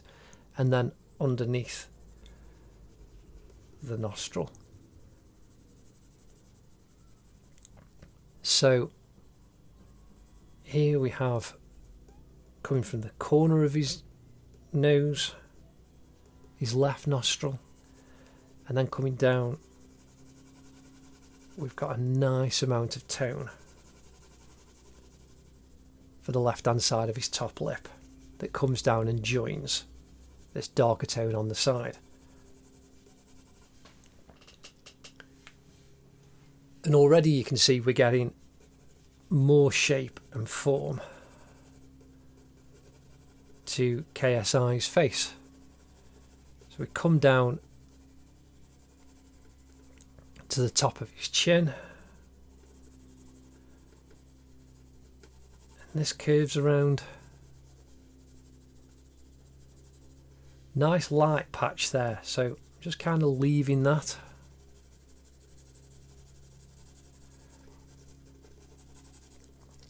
And then increase the tone coming to the bottom of the chin. Now we need to do the top of the lip where his moustache is. Just filling that in with tone. We'll pull out that highlight in the centre using the putty rubber. Now down the right hand side of his nose. Now I'm just putting tone in, I'm not going as dark as I need to because I'm just building it up layers at a time. But because I'm not turning the pencil in my hand, I've got this lovely flat area of the pencil that's filling in a really nice area of tone all the time. Again, his nostril, we've got the highlight here.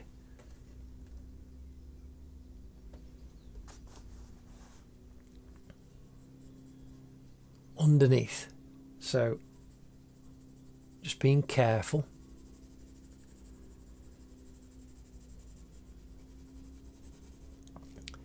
And then we've got this shadow coming up the side of his nose.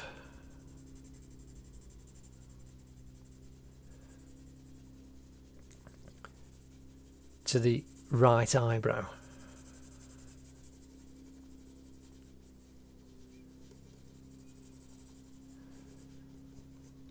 And we've got a very strong highlight here on his right eye, unlike on this side. So this is where you don't just replicate everything, keep looking at your reference. You know, if you've got a live model sitting in front of you, you have to keep looking at them. But photography gives us such a great opportunity to study a face. So now the corner of the eye coming down, we've got this shadow underneath there.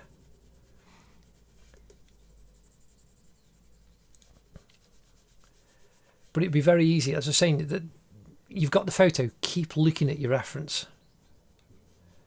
Otherwise, it's very easy to just replicate what you think you are seeing and not what you're actually seeing. There is a difference. That's a brilliant piece of advice for anyone who's drawing. Look, draw what you see, not what you think you see. You can be so familiar with an object or a person that you don't actually draw what is in front of you. So if you think about this, I'm just filling in this tone in shapes because that's how we put it down. And already you can see we're getting a great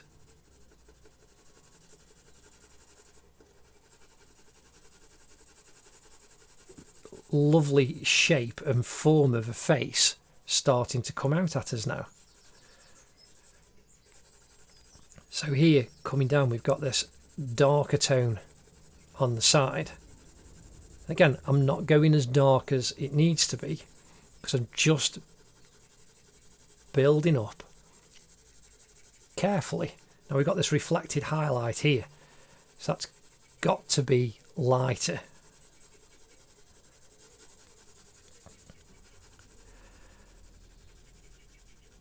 And I find it, again, I'm doing a full general portrait. If you were doing hyperreal, you'd probably just work in one area and work your way across, and you'd do everything working literally inch by inch.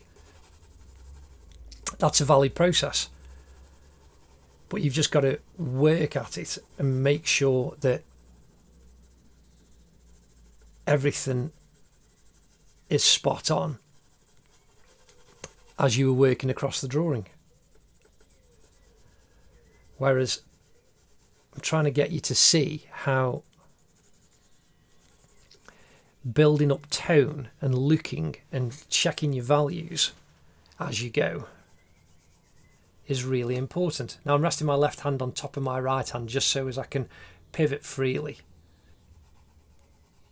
rather than resting my hand on the paper and getting my hand very dirty. So now we're coming over the top. Curving that right over.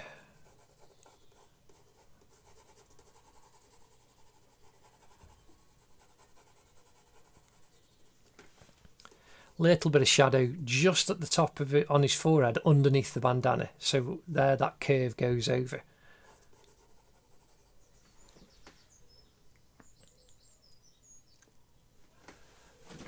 Now we've got this second layer of tone in his ear,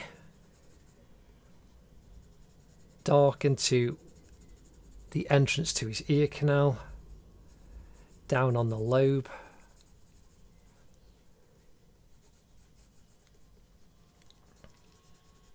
I'm just putting some slightly darker lines in just to give me that detail still, of KSI's ear. So now we're going to come down the left hand side of his neck to where the necklace is, top of his shoulder where that curves around. And here we put in these lines. You've got the shape of his neck curving around and the kind of tendons and muscles that are underneath that keep your head up.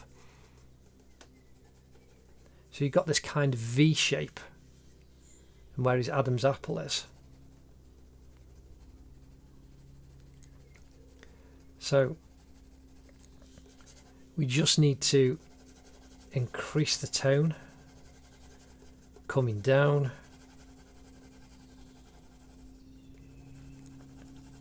Again, I'm just using the side of the pencil, filling it in very quickly.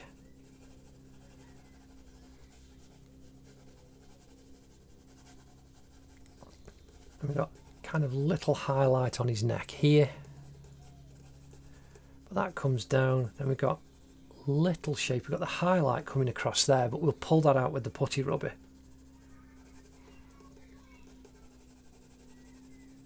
Got the V shape there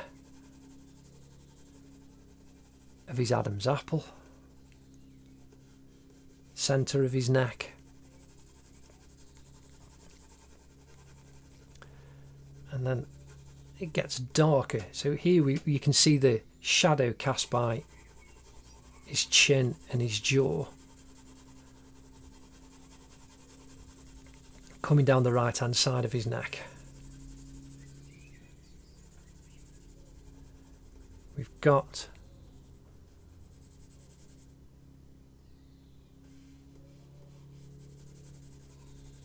again the darker, just building it up carefully next to his centre of his neck where his Adam's apple is. And then this right hand side.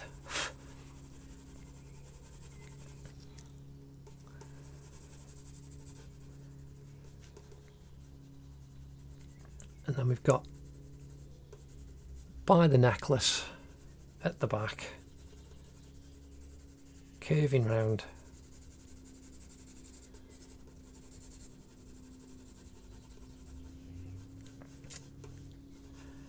So that's all of the facial skin in. And now we need to do the same on the lips. Just very quickly and gently. So we've got this lighter tone that kind of tracks his lips over.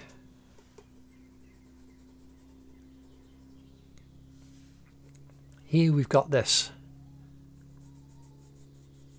centre line that comes down. And I'm actually drawing the shading on. Like with hair, you do it in the direction of the lines of the lips. And it just helps them look more real. So again, coming down, we've got, and you've got a reflected highlight right next to the centre line of the lips. So we've got this shadow following this kind of bird wing shape. That's a long wide V coming down, but don't go right up to the line of the lips, because you've got right inside you've got a very light reflected highlight. Again, I'll pull that out more using the putty rubber. And again, at the bottom we've got the shadow comes all the way round, but just like we did at the top here, you don't go to the very edge.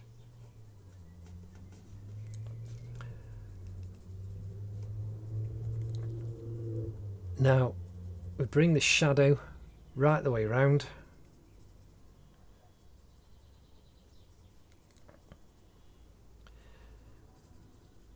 And where the centre line, the centre of your paper is, you can see that's where it curves around the darker shadow on the right hand side of his mouth.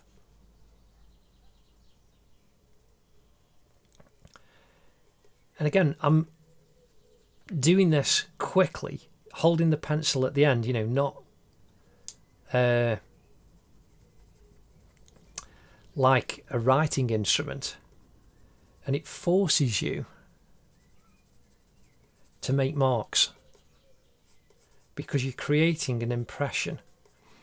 And it doesn't matter if some of your lines just kind of go over, because you are doing something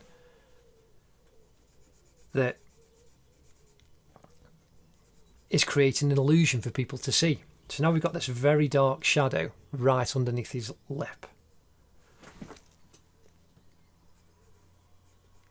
Just following the curve, but again I'm using the flat of the pencil. So I've got a nice soft edge.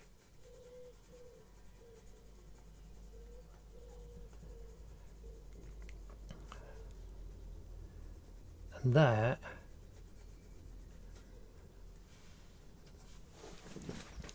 we've got a lot of tone down. Now that looks really lovely. Now quickly I'm going to use my putty rubber, but I'm going to use, I've got a newer cleaner one, and that's the dirty one. So I'm going to use the dirty one. This one will end up looking like this, but I'm going to use the dirty one because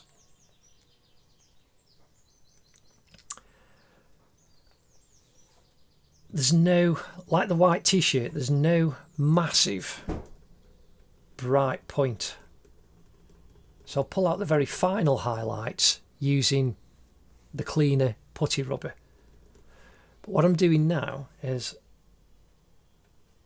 I'm just quickly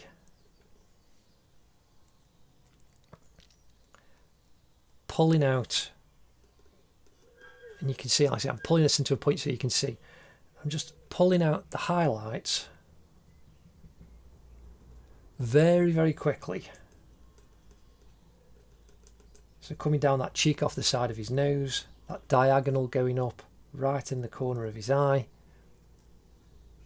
underneath the eye, top of that eyelid, going up into the centre of the upper eye, side of his nose there, and just dabbing, coming up above his eyebrow, top of his forehead.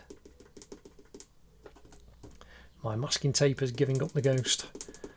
Don't want the paper to move. Why is that moving? So, how bizarre. Then, again, the highlight is not in the kind of centre as it is here, or just right at the centre of the eye. It's further over. So I'm just indicating quick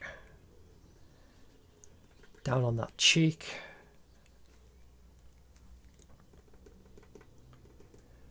Then in the centre of his lips, and then that lovely highlight up the top right left hand side of his lip. Now I'm pinching it so as I've got a sharp point, and just indicating some of the highlighted lines,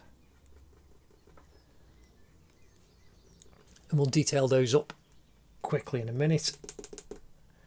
Then we've got this patch on his chin, again just, and you can hear it just dabbing and sticking.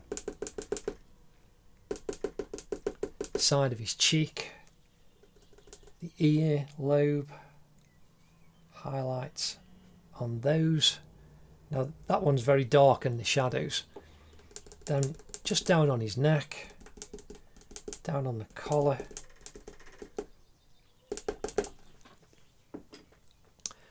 And that is kind of stage 2, building the tone up, and you can see he's becoming much more human. Now we're going to fill in the rest of the dark colours. So we're going to fill in the shading on the bandana and up in the hair. So I'm going to use the 2B pencil at first, and I have noticed just above the ear here we've got a little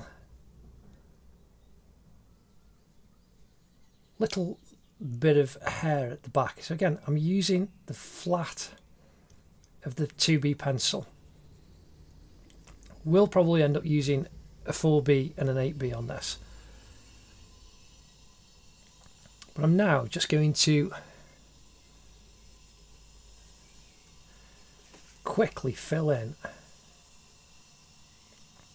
all around the white shapes, so the white will be kind of reversed out.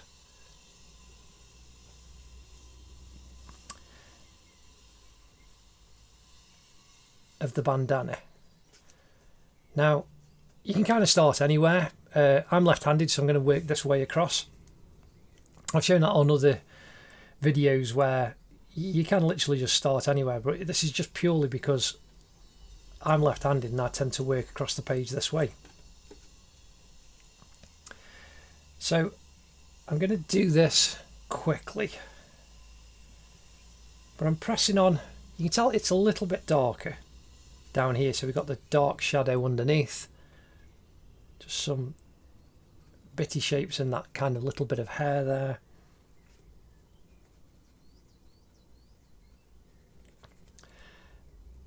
And I'm just going to try and fill in as much. So I'm just going to crisp up the line following the curve.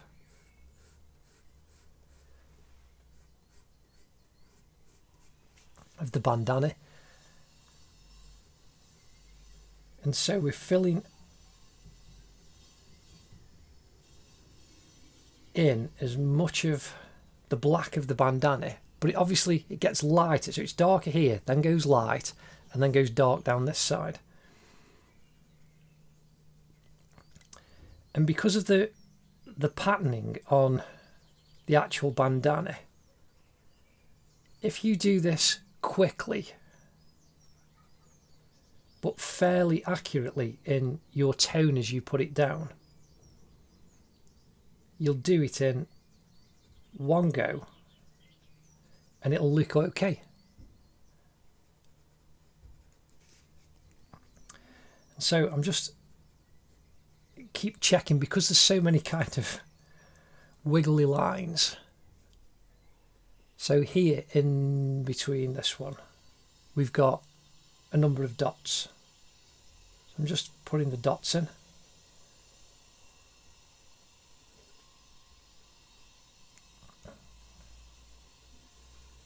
Just filling that part in. Then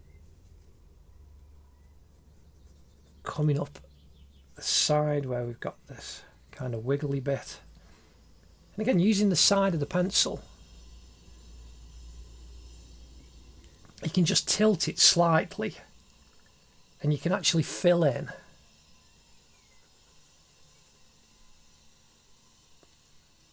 different widths and gaps of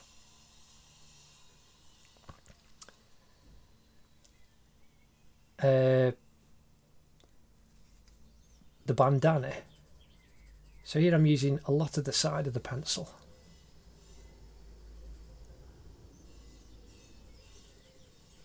To fill in that area there. But I use the kind of, just lift it up and use the tip when I need to be careful. So here, just because of the construction line that's underneath, just pulled out the construction line with the putty rubber of the white line that comes across.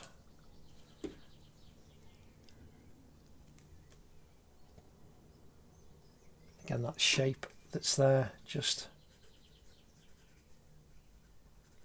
pulling that out a little bit. And now we're just filling in the shape, and it's getting a little bit lighter. Now we can obviously come in and darken the tone up. And even in your drawing, you could actually put this, you could do this flat if you wanted, just so as it's very graphic. And that would be quite an interesting style contrast with doing the face realistically. And this is the joy of art. Art is incredibly subjective. And you can just have fun drawing how you like. And when you experiment with things, you can actually find that you hit upon a style that other people actually like. So here we've got this curve. We just need to extend that line up a bit.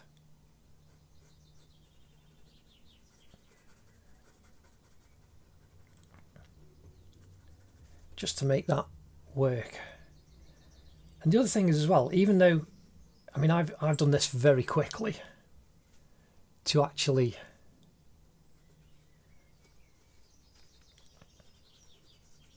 get the shape and the detail of all the patterning on the bandana down. I did this relatively quickly, but because of that, it'll just work when the face is done. You'll look at it and you'll go, oh, that's a bandana with a pattern on it. Your brain will put the two together, because you can be a little bit looser and a little bit more impressionistic. Again, I've just gone over the white line, so I'm just pulling the pencil off.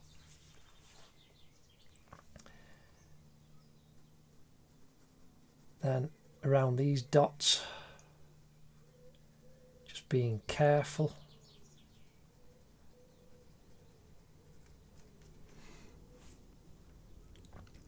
Then coming down the side. Can finish filling this shape in.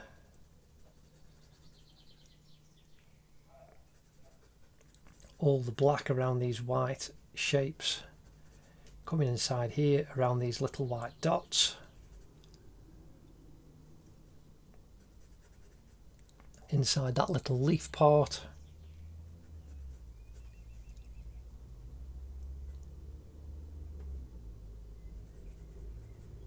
And then around these little white shapes.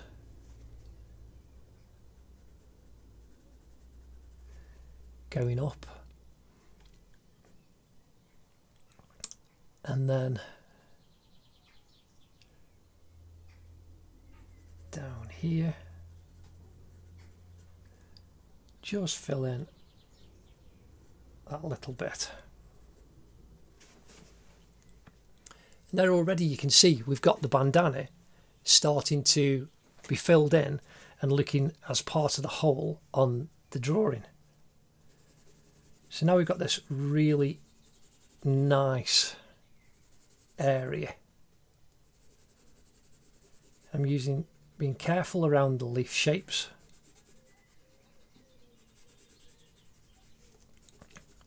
But just using the flat side of the pencil. Careful by the white line.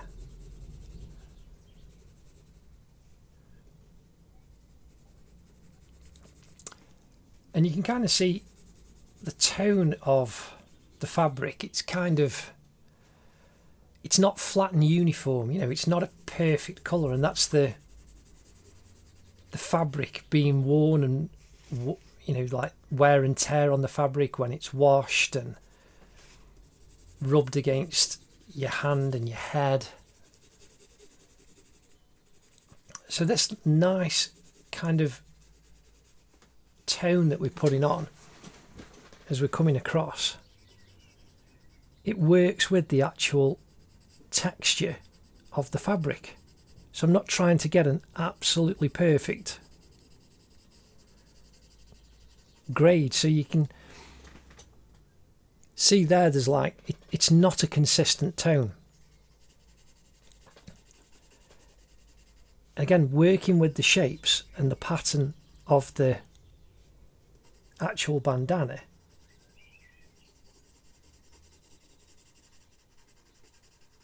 that creates the illusion of the actual fabric. So you can just keep going back over little bits and add a little bit darker, or you know, just circular squiggles, and that gives you that actual texture of the fabric. When you think all the different marks that you can make with a pencil, it is absolutely wonderful and phenomenal that you can do so much creativity with one instrument. You know, at the moment all we've used is the 2B pencil. So here, as we come off here, it's going to get darker as we come over. But now we need to match around the little leaf shapes. So I'm just filling this in using the point carefully. Centre of the leaf shapes around the outsides. There's the centre. Little dark triangle above.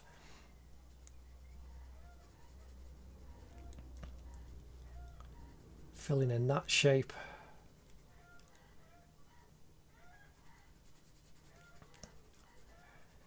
And again, because we, as I mentioned earlier, because we spent the time putting the actual correct construction lines down, that's your foundation. That then allows you to be very quick on this part to actually fill it in.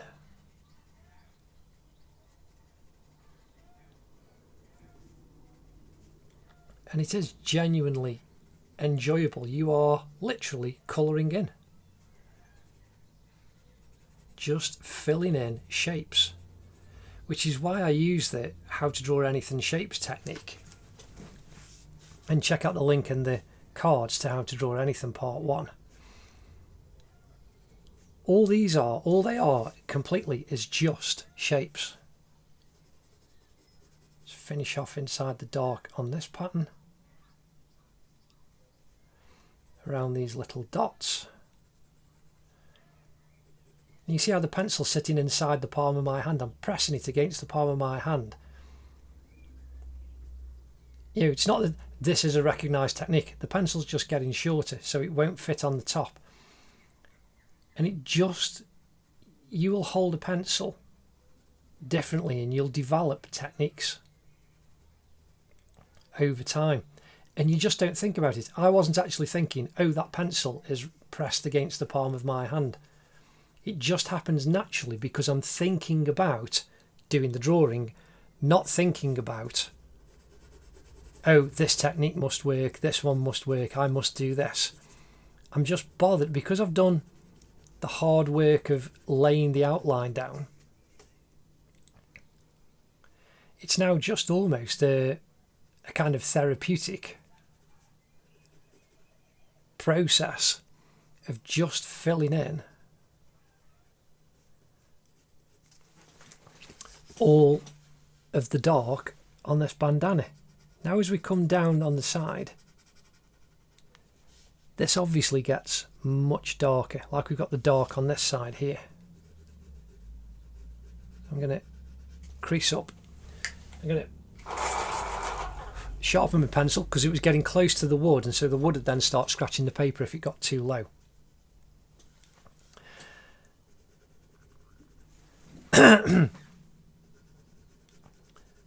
So now coming down this side, right to the edge, we want to fill this in now darker than this central part. Again, I've just got to be, I'm being quick but careful.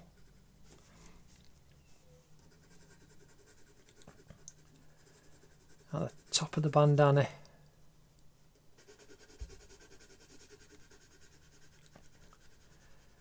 Now it would be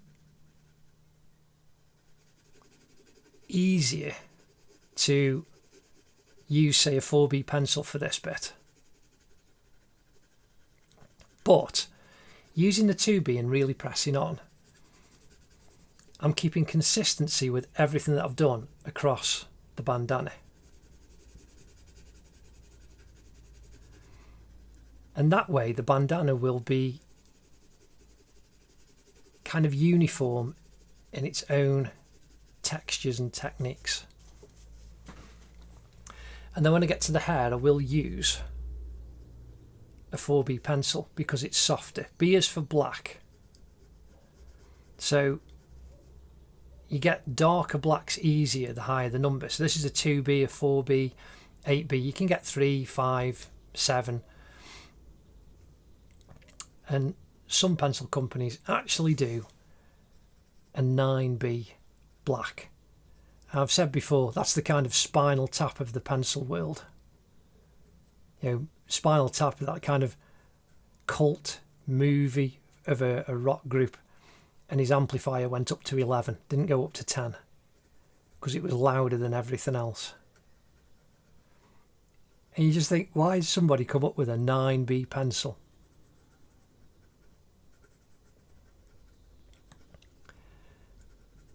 But the 4B and all of those, I mean, that already, that's looking really, really lovely.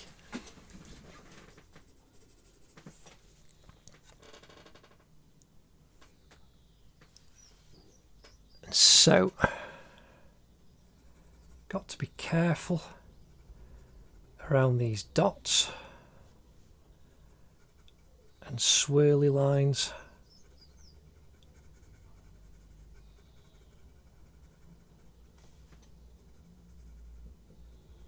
Just filling this in.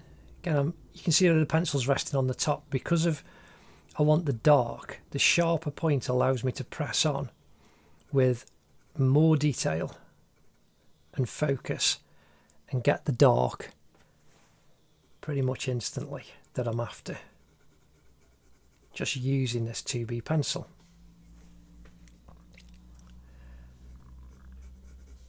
So now bring that dark line right the way down.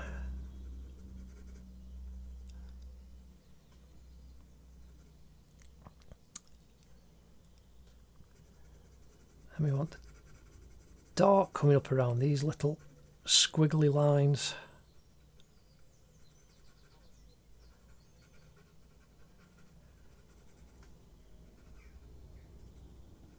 Just fill in carefully.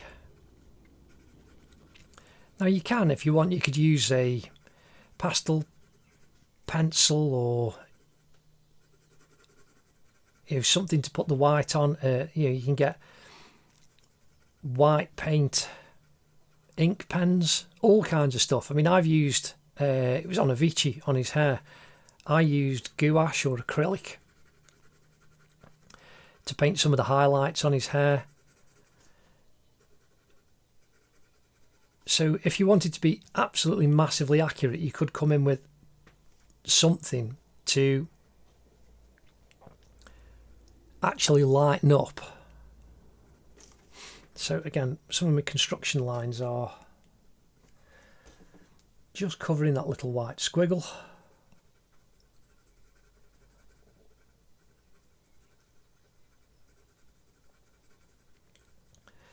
And that way, it's like these dots here, they've kind of disappeared, but it's okay because I'm just doing a nice quick sketch and I'm indicating. But if you wanted them there, you could use paint or something to then add more dots on. But I'm just drawing around these shapes to give an impression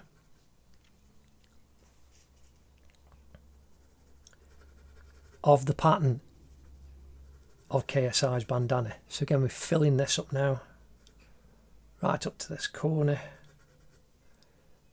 and inside this one to the edge we've got a couple of dots as well, so we don't fill all of that in.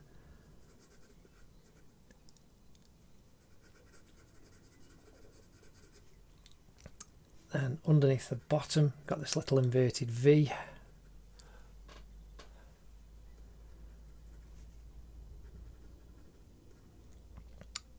Now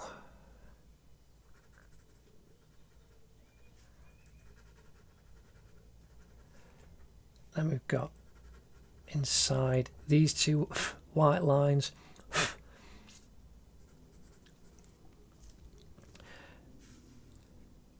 now just coming across here, we can really darken this down, but I want a soft edge of tone where the bandana meets the head. So I'm just softening that off slightly, increasing the dark on that side, just where the shadow fold line is. And again, we've got the same under the centre. So I'm just using the tip very carefully.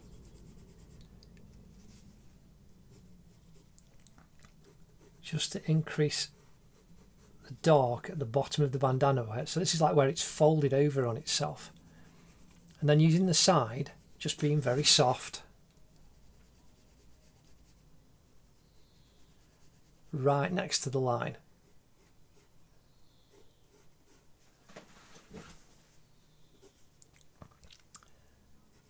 And we can just crisp up the edges of those lines a little bit. Now, we've obviously there, you can see it's darker there as it curves around and over. But obviously the white down here is not pure white. So I'm just going over with the pencil very, very quickly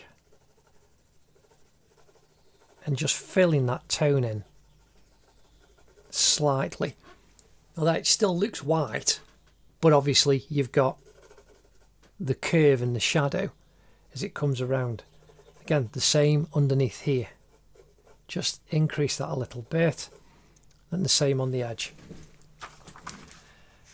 Now, you can, with the tip of the pencil, if we come back in and then really darken up, quickly underneath the lines.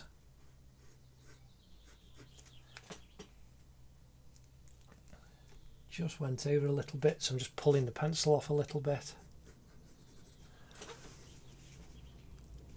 You can just see it just gives that extra dimension of definition to the pattern.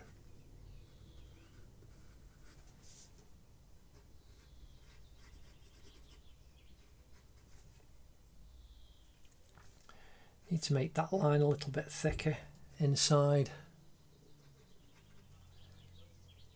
and the same on this top one.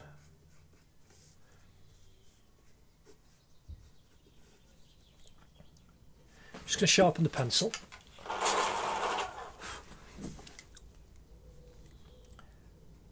Just so as I've got a nice sharp point. And you can see I'm just really quickly now darkening the lines around these patterns.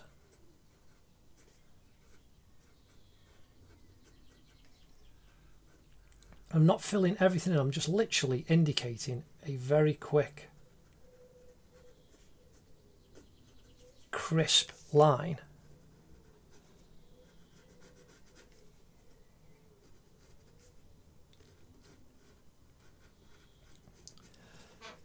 And it just gives us a little bit more definition on the drawing. Again, this is an illusion. This is kind of an illusion technique.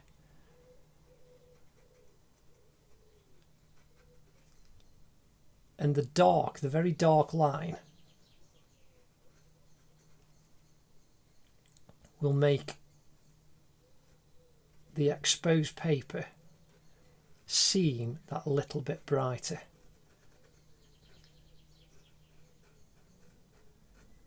And I'm literally just quickly following the tracks and the shapes that I put down at first. And this will work in conjunction with the tone that we've just filled in very quickly. to make the pattern look more defined. Now if you take your time, you can obviously go around absolutely everything that's on the drawing. But I'm just going kind of quickly.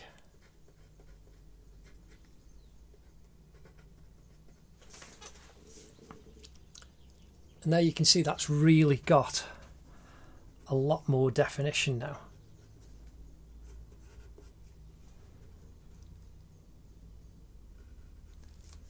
Same on this side. Just really pressing on, sharpening up the big lines.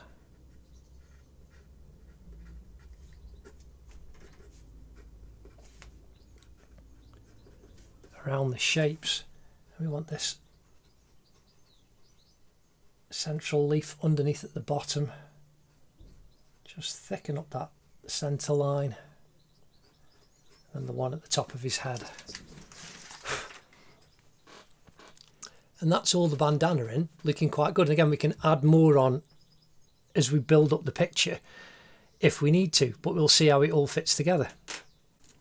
Now we're in with a 4B pencil and we're going to do the dreads. Now again, we've put all of these shapes in, but I'm going to use the 4B pencil. We're using the side of the pencil and I'm pressing on fairly lightly.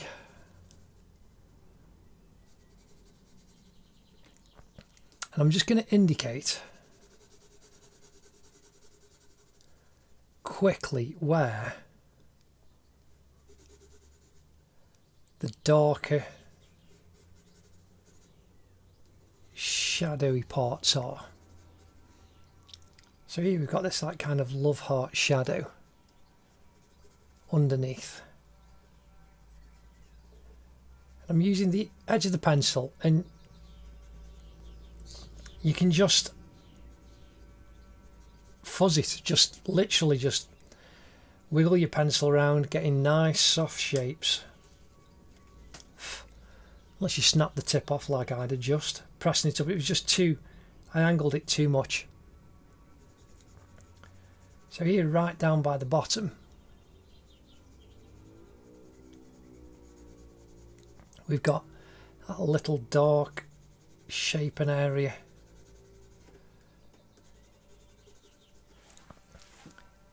As we come up, you can see we've got this darker patch here.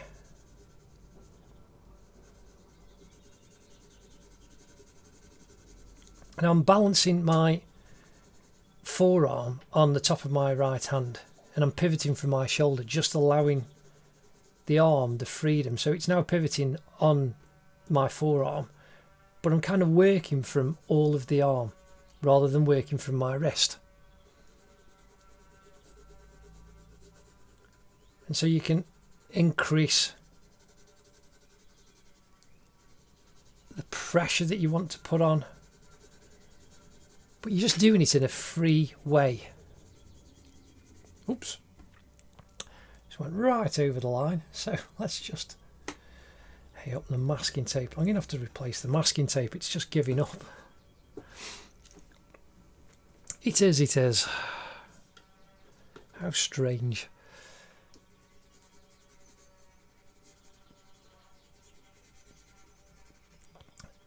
So again, right in the, I've got to have my window open. It's hot, it's the summer, and I don't know exactly how much ambient noise you can hear, whether you can hear the birds, but I can in the distance hear somebody with some kind of grinder or sander giving it everything. Because people in this lockdown period are all at home doing lots of DIY and all kinds of stuff. Ordinarily, I was the only person WFH working from home. Me and the wife here, everyone else had to go out to work, and that's all changed. So there we go, the joys of.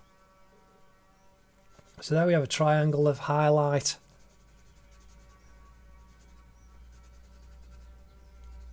And we just, again, just filling in, looking indicating where the shadows are. And already you can see, because of the form of dreadlocks,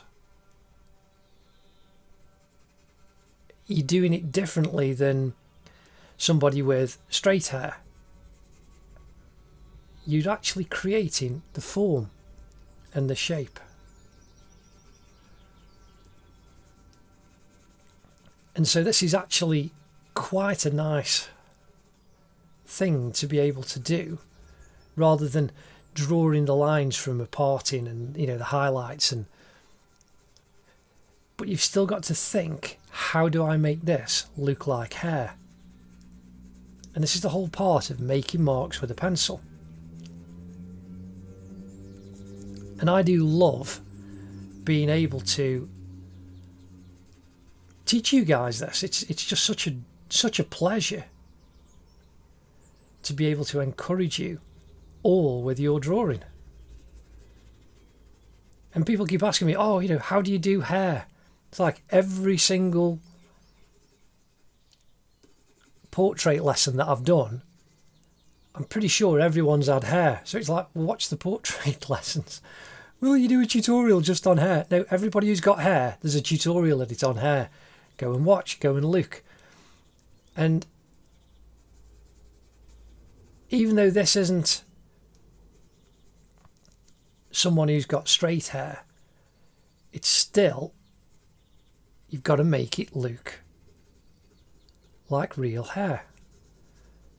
So here we've got this kind of owl-shaped dark area. I'm going to bring the dark right the way down the edge of the bandana. I'm really pressing on using the flat of the pencil. We've got a large dark area here.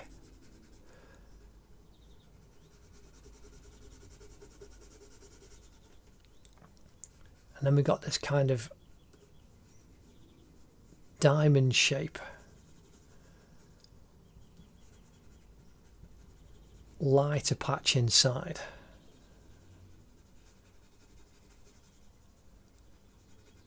A little bit of dark inside it. I'm just going to put all the full darker mass down first.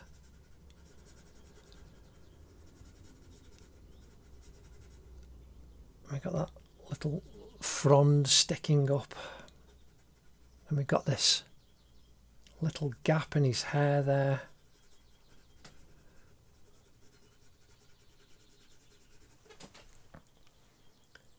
But you can see already that you're creating this mass and this shape. Dark above that.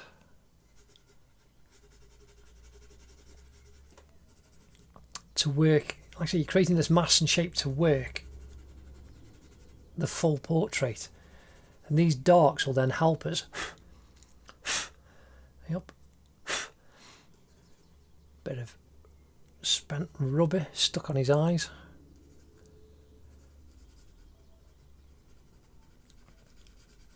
So when we come down and start building up the tones on his face after we've finished this section, we've then pretty much got the whole portrait in. So again, just quickly indicating all of this dark shape. And just like we did with the 2B pencil, I'm doing the same in the hair, but I'm just kind of spiraling and circling, and that gives us the shapes on each of the individual kind of dreads. You know, you're getting that slightly bobbly tone, and that then goes up, and you want that softer edge. But by circling, you know, go over the, if you've done any straighter lines, go over and circle, and you'll have darker patches inside, but it'll soften it out. And you can see there we've got now a really lovely mass of hair above KSI's head. Now, as we come back over, I'm now just circling to fill in this lighter tone area. Yeah, I'm not doing like direct lines, I'm circling. And that gives us the kind of organic shape that we actually want. So where we put that darker tone in, I'm now just circling over. And it gives us that lovely, nice, soft edge and rounded shapes that we actually need.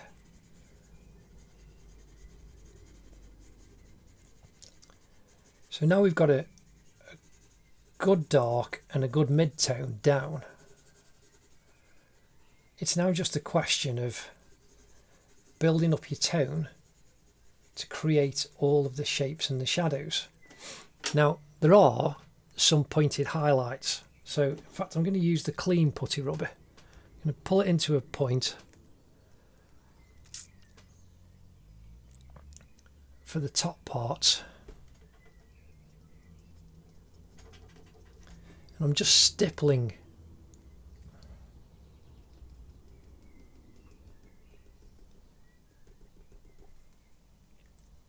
and just keep pulling it to a sharper point. And this is just pulling off a little bit of the pencil.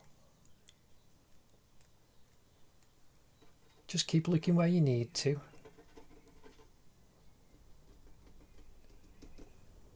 And that'll help with these little dappled highlights. Now again, just like I said with the bandana, if you want to, you could come in with a pastel pencil or some paint and actually indicate these little highlights. But you can see already that that's giving us that little kind of flavour of the highlights. So I'm now coming in with the spent older putty rubber, and you'll find you'll actually see how, I mean, eventually this will have to go in the bin because it just won't pick up any more pencil.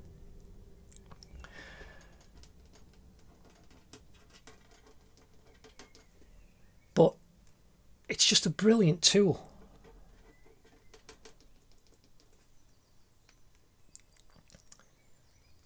And it's allowing me to pull off more and more.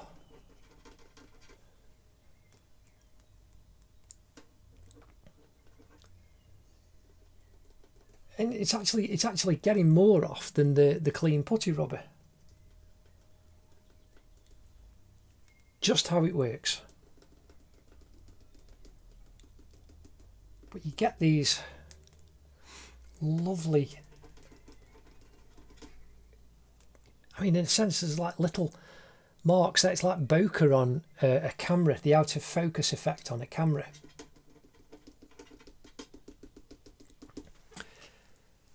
And you can see already, now that's looking like organic hair. That's absolutely lovely. Just by using the flat side of that 4B pencil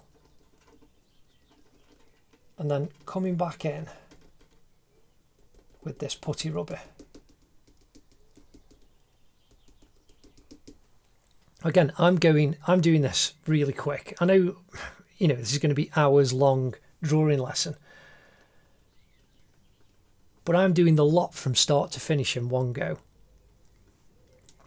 to give you all the technique so you can just watch and learn and develop your drawing skills. But again, if you want to do this, you would need to spend 8 hours to get that absolutely photographic if you want. But I'm just trying to get a good sketch. Just sharpening the 4B pencil again. We're going to come back in now And I'm going to start at the top in the centre.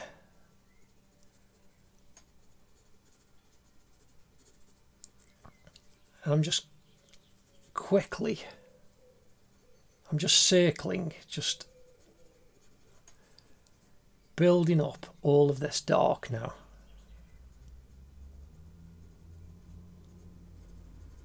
And I'm using the kind of, I mean, the front bit kind of snap off. But I'm tilting it, so as rather than having the long flat, I'm flattening the very point so that I've got,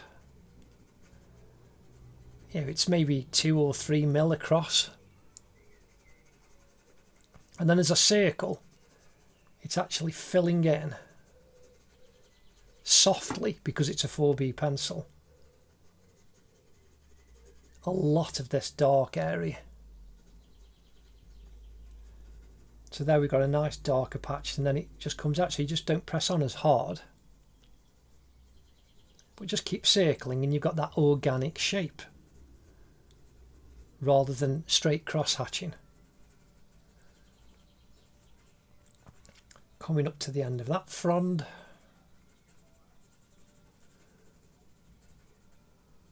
And then that one.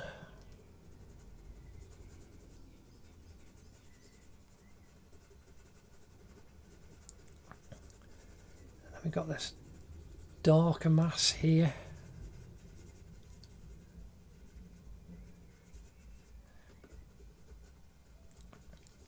Again, I'm just circling.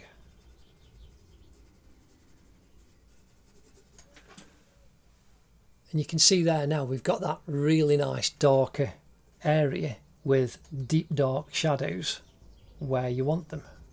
So we've got to increase that on that left hand side.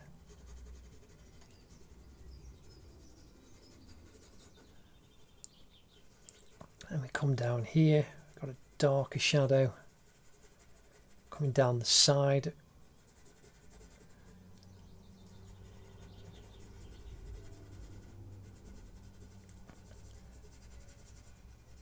But just by using the pencil the way that we are, you are creating the illusion of dreadlocks just in a sketch.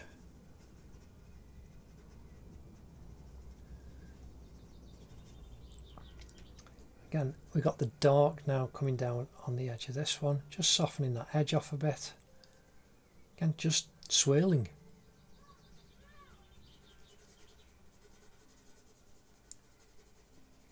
Then this curves out to the end. Increase the dark. And there now, that's starting to show us the highlighted area on the bandana. Because you worked and got the tone in first,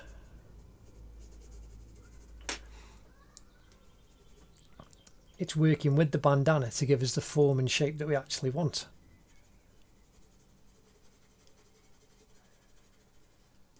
Darkening up those bits as we come across the top of the head. Now, just as we did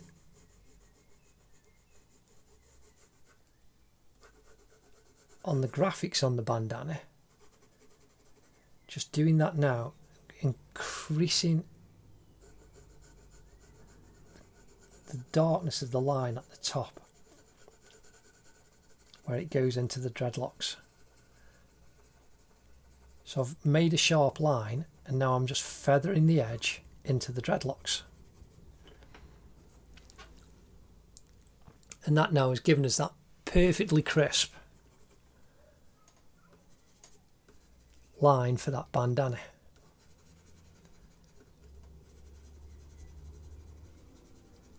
So again, just working down the right hand side of his head now. Got a slightly lighter section there, but with a dark little bit at the top.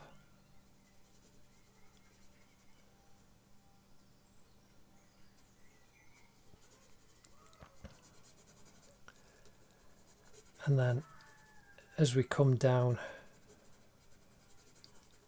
the side of his head. Darkened up some squiggles inside that diamond of highlight, but then you can really darken down the shadows.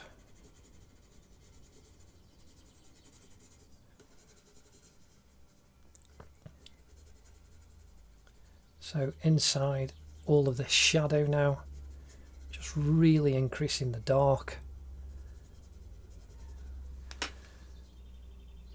Crisping up next to the bandana.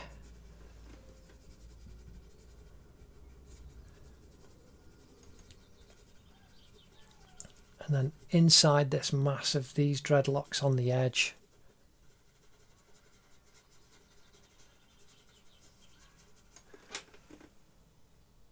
So there you can see we've got the light coming across and getting darker as we go over. So now just using the flat of the 4B pencil, just adding a little extra tone, but very carefully. And again, I'm going in straight lines now so that it's different to doing the circles in the hair.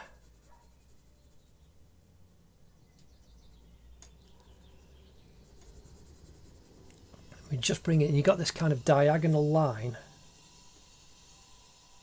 of dark kind of coming over that little bit. It's just the shadow that's cast by the shape of his head as it curves around and the bandana curves around his forehead.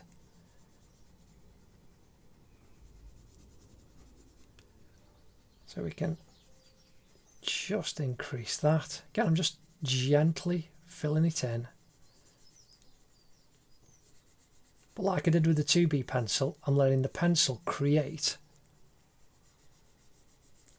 that kind of distressed, washed texture on his bandana. And it's working with the 2B pencil underneath.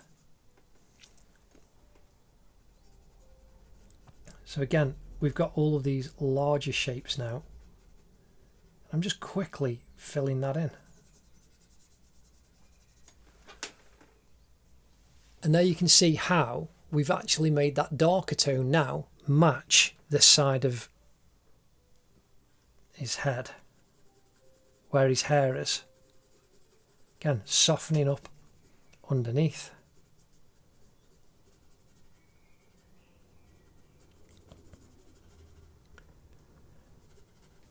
Some of the darker lines.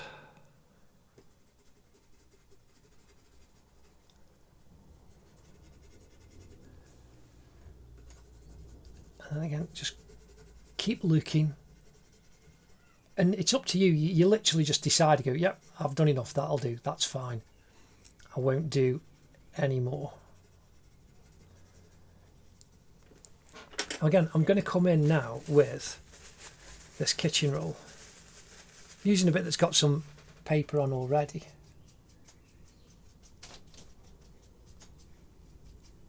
And you can just soften off some of the areas. And that in and of itself, you're actually pulling some of the pencil off it, because this is abrasive. It's working a bit like the putty rubber.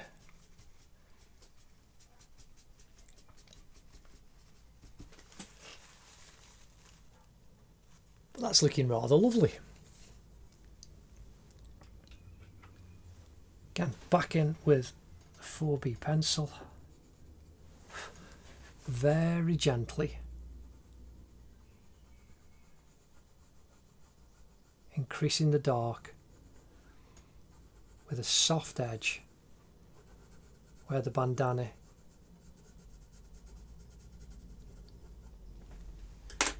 comes and connects with his forehead, and then just coming in with the putty rubber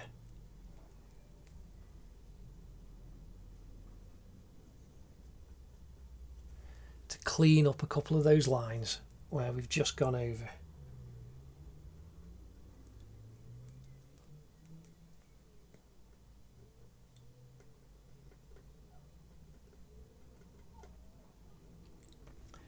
And just taking out the patterning a little bit, but just by pulling that off.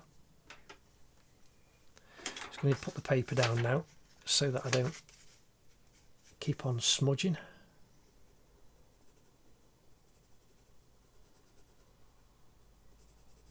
Again, I'm back in with the 4B pencil, because down this bit over his ear we've got the darkest part. Like over here, the shadow, this is where it's at its most intense.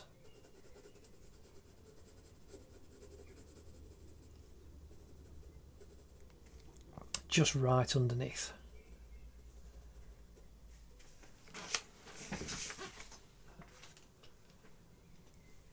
And so now we've got to work down the face and start detailing up and darkening the shadow. So we've got to work on the eyes, the nose, the mouth, build the ears up, and then build the tones up on his flesh, and then put his beard in.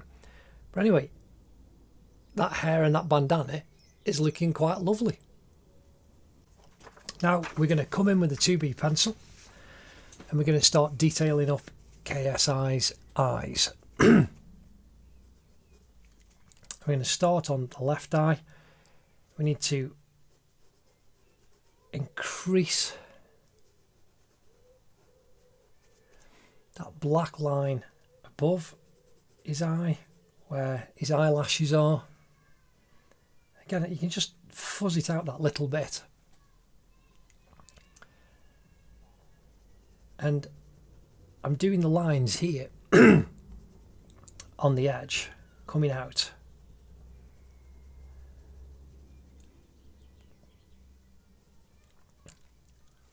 Purely in the kind of direction that the eyelashes will go. So we've got little points that are sticking up above it. Again, I've started using a new pencil. I've still got the smaller one. And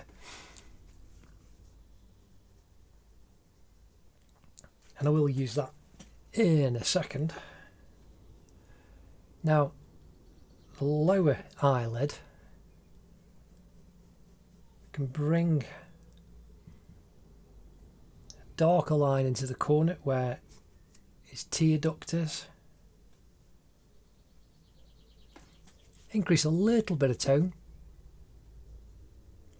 right in that corner, and then we've got to bring down the very edge of his eye, and then you can see like the kind of skin and inside of his eyelid just in that corner. But then we need to come out with that shadow just past it. It's going to go up there.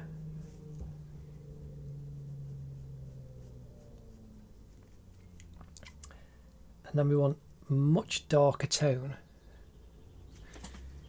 in the centre. So for that, I'm going to use the 4B. So where his pupil is,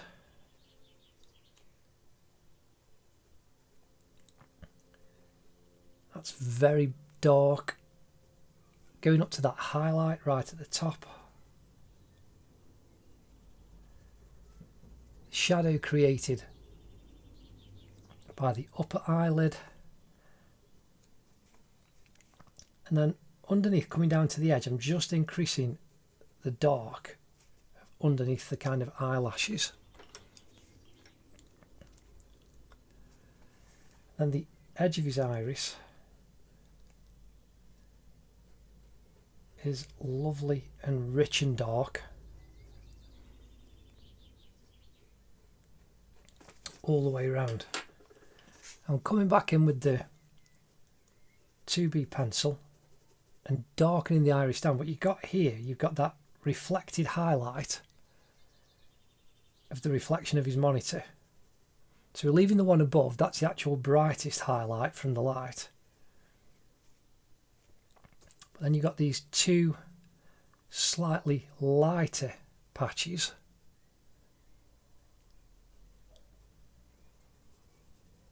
Which are the reflected monitors, and then you can just gently darken down that iris right to the bottom. And there straight away we have KSI's left eye peering out at us. Again, this is the 2B pencil, and I'm just darkening down the top part of the white of his eyeball on the left hand side. Just gently easing the tone. I'm going to use the clean putty rubber, pinch it to a point,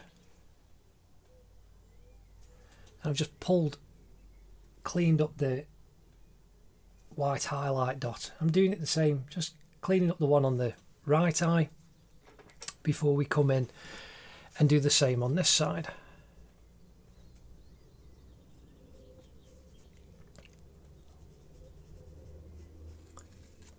So now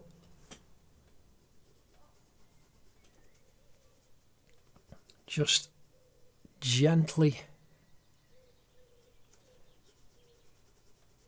darkening the upper eyelid, the rim of it,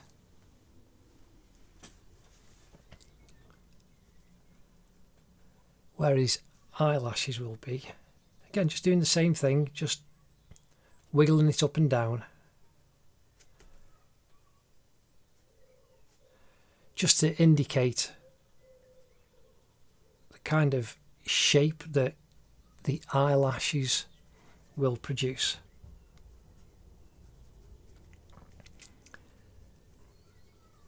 And that gives us the kind of wider, softer edge that we want of that eye going over. Now I'm going to do the same. I'm going to the 4B pencil.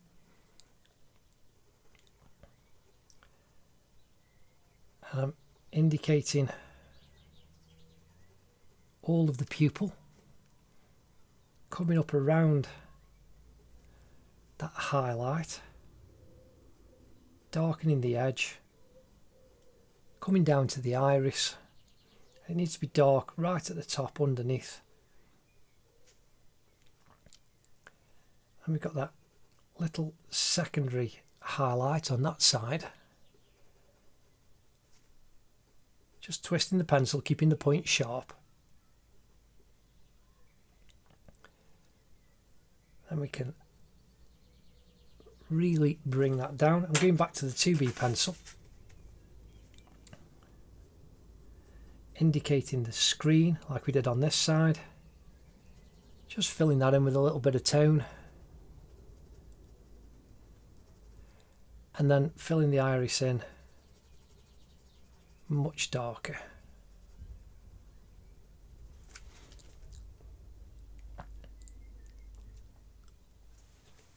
And there we've got two eyes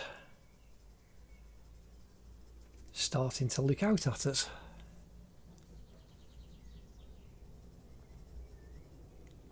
Now,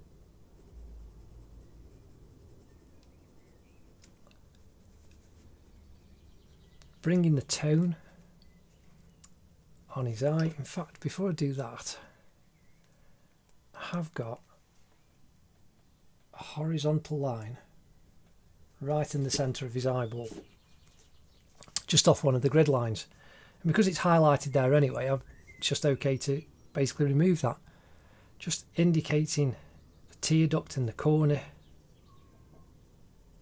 and the shadow caused by the upper eyelid as we come across to the right hand side. Filling that tone in. And then we've got the kind of flesh colour on the side of his eye before it goes into the dark mass right in the corner.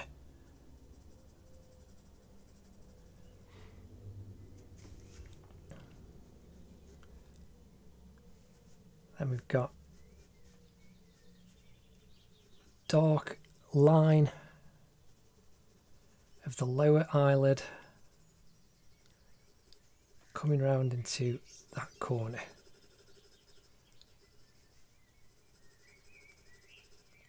I'm just indicating, like I did there with that corner, just a little bit of tone. There we can see we've got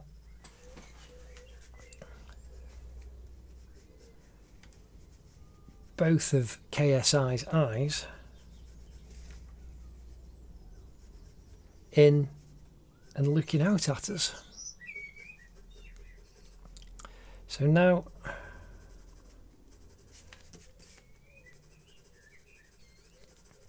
just indicating some of this shadow down the right hand side of KSI's nose.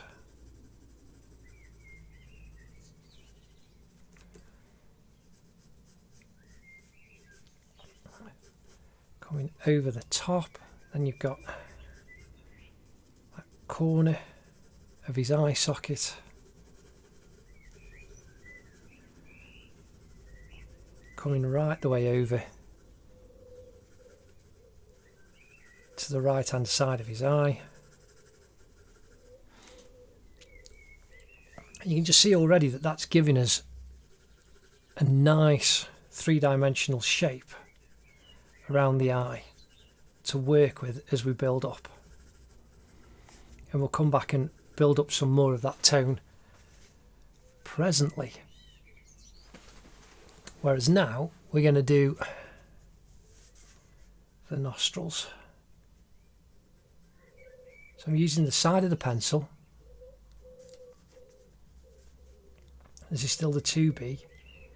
We've got that dark soft shadow right underneath at the bottom that curves up into his right nostril.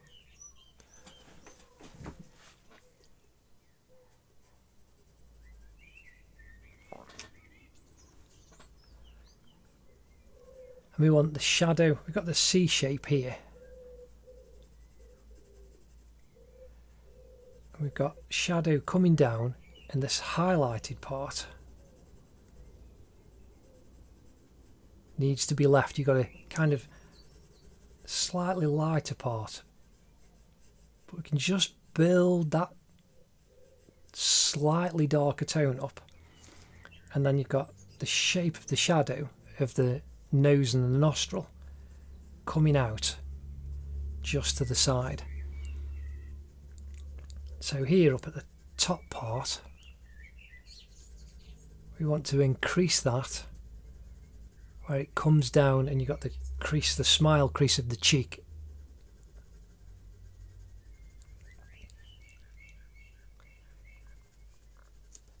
Just gently and quickly building that tone up. Again, the bit underneath the nose.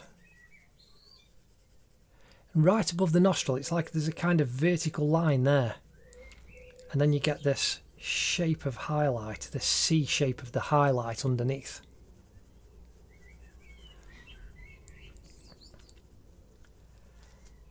And then this tone comes across to this side, a bit darker underneath. Again, the edge comes around and up.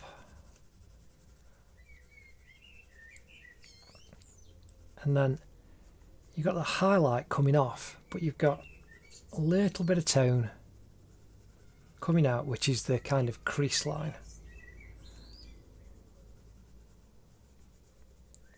Then we've got the highlight here on his nose. And you just build the tone up around it. Just making that a little bit darker. And you just add a little tone at a time.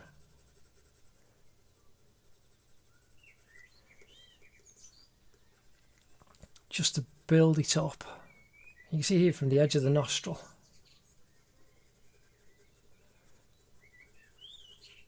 And we want that shape to come about purely by the three-dimensional shape of the nose, to come about purely by adding more tone. And this dark offsets the light on this side and makes the nose and the eye more three-dimensional.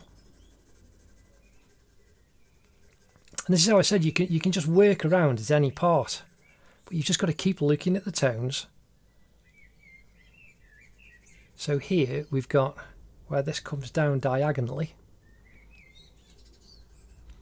the top of his nose, it's a little bit darker, and then that comes across his cheek a little bit.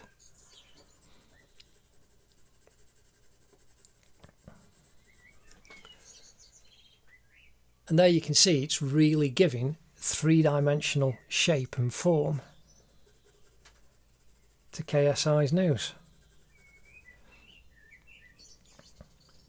And then here you got like right up the centre of the nose, it's a little bit darker, so just increasing that tone all the way up. Then we've got that little bar between the two eyebrows.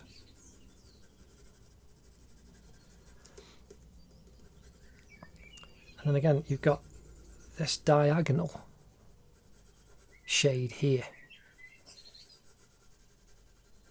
And by not twisting the pencil using the flat, you get this nice softer tone, and it just keeps adding and building up the three-dimensionality that we're after. You see how that comes up, that diagonal there between those two eyes, and then curves across the top of the nose. So just increase a little bit of tone.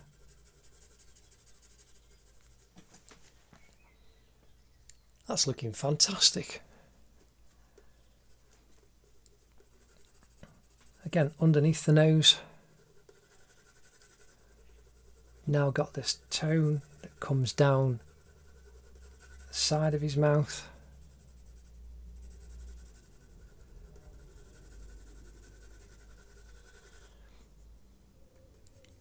And then you've got a darker shadow side here that's going to go even darker. We do have a highlight up there, but we can pull that off using the putty rubber. Bit of shadow on the corner of the nostril there. Shade in between. And then coming down this side, so leave a little highlight on that centre part of his mouth, between the top of his mouth and the bottom of his nose.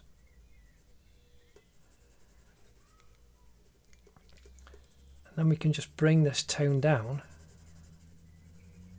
You see how it just gets a little bit lighter towards the crease line there.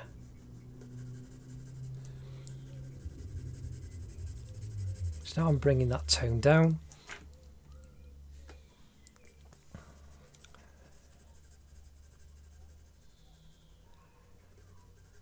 Tone coming down from his eye across his cheek. Just indicating where the dark line is, where the transition is.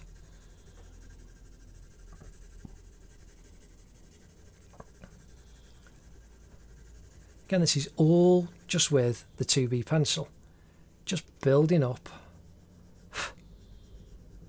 little layers of tone.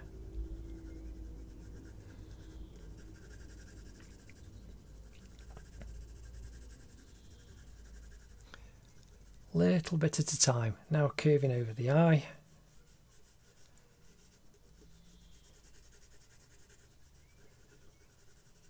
Then up the side of his forehead.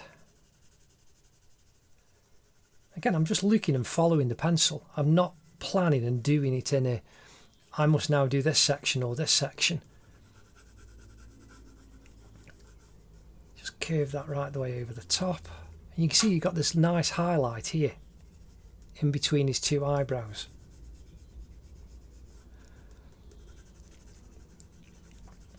So now we've just got this dark tone coming off the left eye.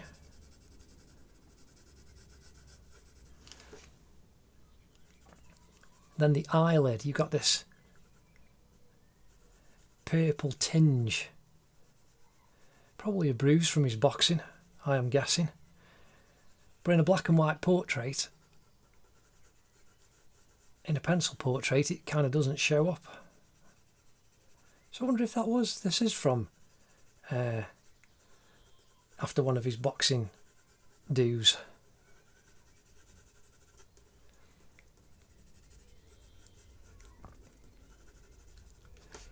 So now right in the corner, got this diagonal that's coming out and over.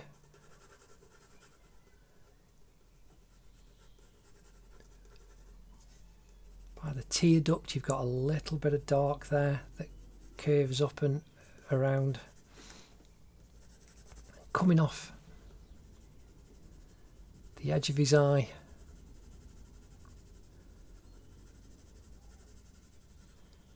And going down the side of his cheek.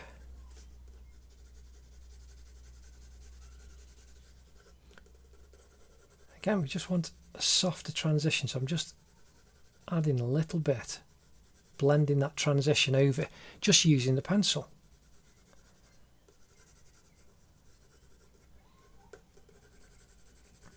Coming down, right down the cheek.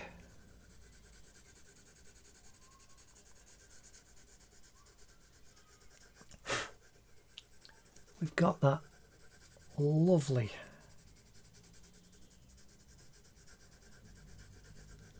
slightly darker shade as the face curves around the side, and the highlight is here on the front. Now I can just build that up a little bit. Got that line coming over from the corner.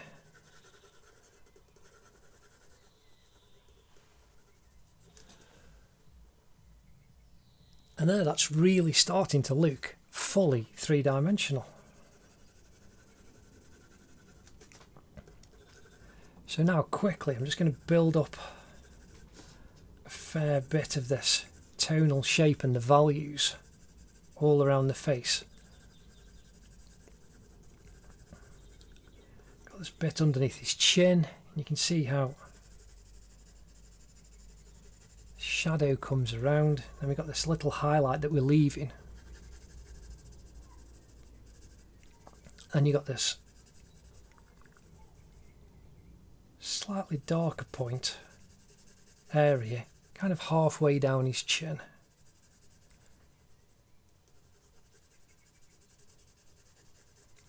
And then we've got, obviously the beard's going to be about here, so I'm just indicating a line where the bits of his beard are going to appear.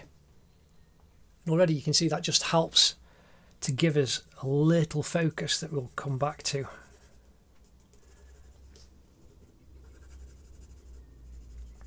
And we've got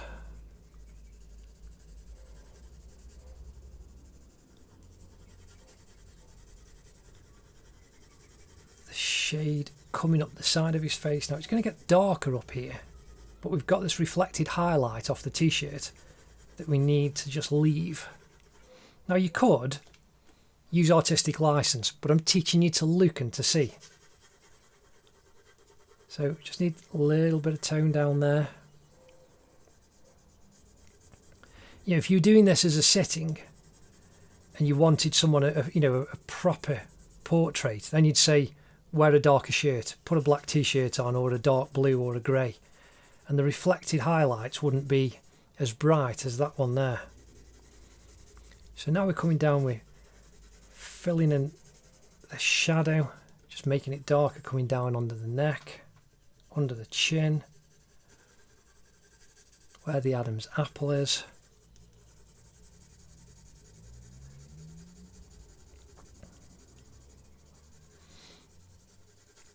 Coming down the right hand side of his neck. Again, all this is just with a 2B pencil. Just being careful, building up the layers.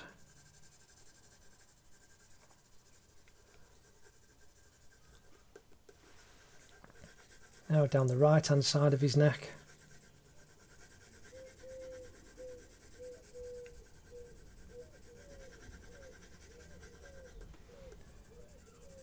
And we need this curve coming down,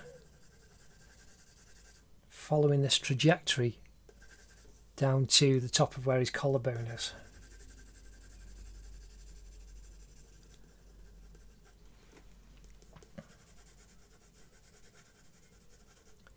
And then tone to the right of the necklace on his left shoulder. Just build that up.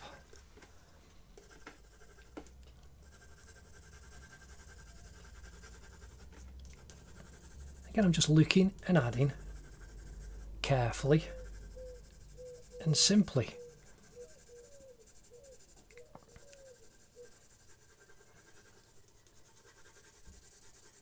And you just want to build up the values and the tone very, very carefully. So now here on this side, it's much darker.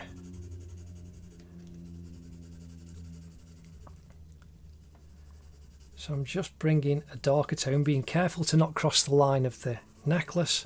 Again, we'll pull out using the dark putty rubber, the highlight on that in a bit.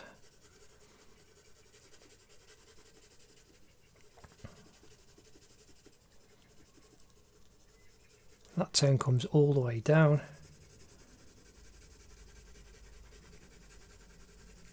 And then we need to increase this on his right cheek, and it's going to go a lot darker.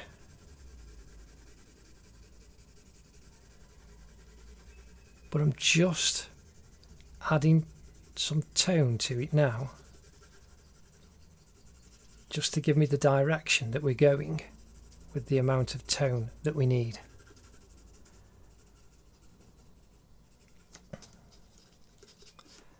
Again, same on the ears, just darkening this side down a lot. And then quickly on that side, just following the shape of the ears.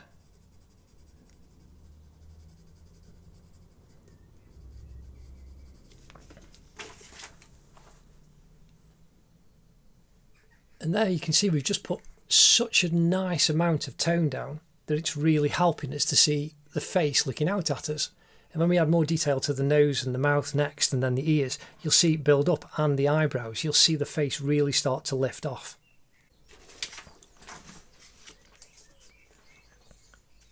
Now we're coming in with a 4B pencil. And we're going to darken KSI's nostrils. Again, we've got the shapes that are in, but I'm using it very carefully and just softening the edge.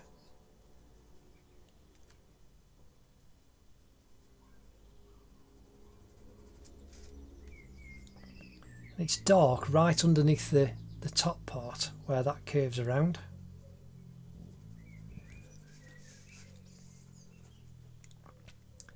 And then his left nostril, see how that curves up,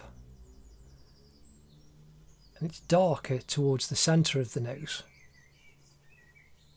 and then you just soften it out as you come down, and where it curves over it's not as dark. So just think about not just putting big dark areas underneath. You've got the bottom of the nose, got this dark right under where the crease of his skin of his left nostril touches the side. Again, same on that side, just darkening it down that little bit. Shadow on the right nostril, and then the curve underneath the right nostril. You can darken that.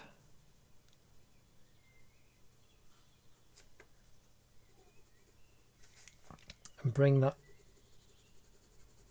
slightly darker shadow out to the side.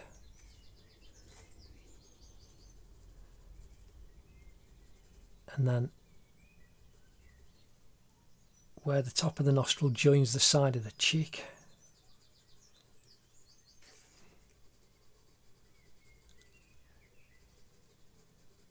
in the top of that eye,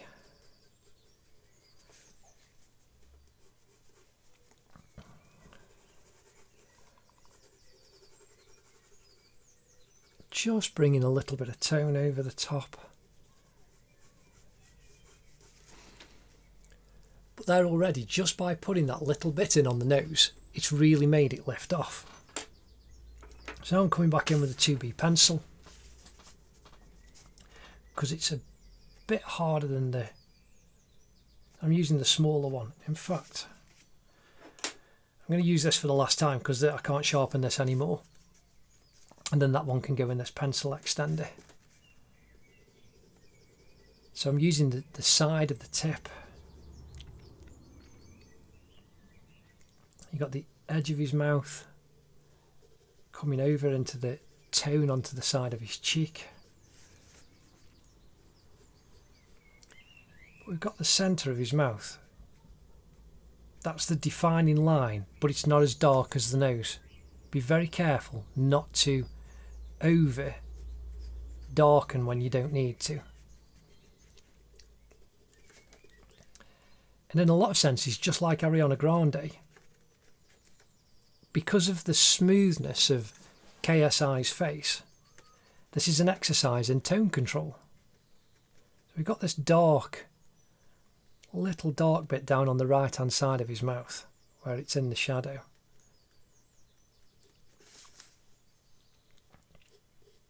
But then we've got these lines going up his lips.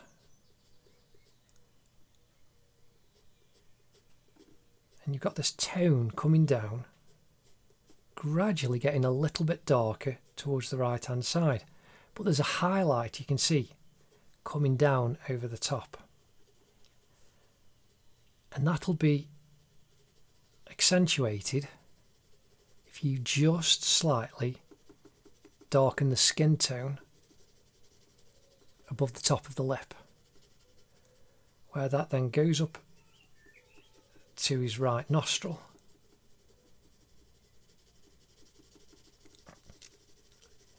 And that tone goes out. Now again, because I haven't set a time limit, I'm just going to do the drawing until it's complete. Again, we've got much darker shadow inside. And I just hope you're having fun watching and learning and trying these things. But to do a portrait in a few hours like this is just great fun. It's just fantastic. I'm having an absolute blast. And also you can pick up art and put it down. So to give you an idea, when this is finished, it's going to be somewhere between 4 and 5 hours long. But I've had to do this over 2 days. Just building some more tone up there as that comes down over to the top of the lip. And the reason I've had to do this, and there's a number of technical considerations as well. The equipment that I use, the cameras will record half an hour at a time. Some cameras will only record 12 to 15 minutes at a time. So I have to do each section in 30-minute kind of chunks.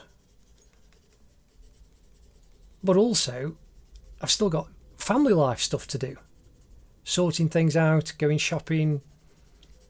Yeah, with all of the lockdown stuff that's been going on. That's caused a load of problems. Now again, you can see the lips really starting to lift off the page now. And also having to go to the tip, queuing up at the tip and all that. So I started this drawing the day before managed to do a couple of sections, and then life took over. So I had to deal with the things that needed dealing with, queuing up wherever I needed to go and queue up and all of that stuff. And then just come back and do this. So, you know, I love all the comments that people keep putting in the videos. I love the comments. Again, I'm just doing the same thing. We're following the lines of the lips. And you can see that down in this corner, this is a little bit darker where the lips come together. And then underneath, we've got this shade coming down. So I've got this tone now coming all the way across the bottom of the lip. Right the way to this side. I'm just going to darken this down. And then you put the lines in the direction that the lips are curved. But as I was saying, you know, I love all the comments that people put, and it's like, oh, what am I doing next? What am I doing next? And I'm doing as much as I can, but I will post stuff as and when it's completed to the best of my ability. And I love teaching you. It's such a joy to teach people these drawing techniques. So again, we got darker tone on the right hand side of his lip, so right in the center you can see we've got this darker shadow now, and then this is coming down and it gets darker towards this corner, and that tone above is darker still. And when we put the little bits of his moustache in, that'll really bring out this lip on this side. So, and as you can see, there is a highlight reflected here. So I'm just pulling that off quickly right in the corner and carefully, but I'm using the old dirty putty rubber. And there we've got that nice little shape in that corner of his mouth. Now, you kind of hear in this shadow, it's like a butterfly. You've got the darker shadow there, and then you've got the same there, coming off the side of his mouth. And then it curves underneath. That's such a lovely tone.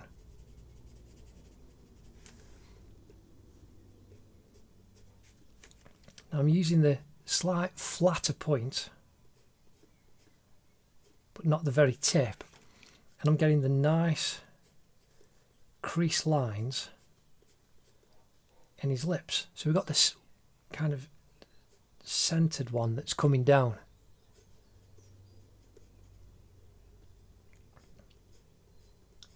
Lighter going up, and then the same on this side, going all the way up to the top of his mouth.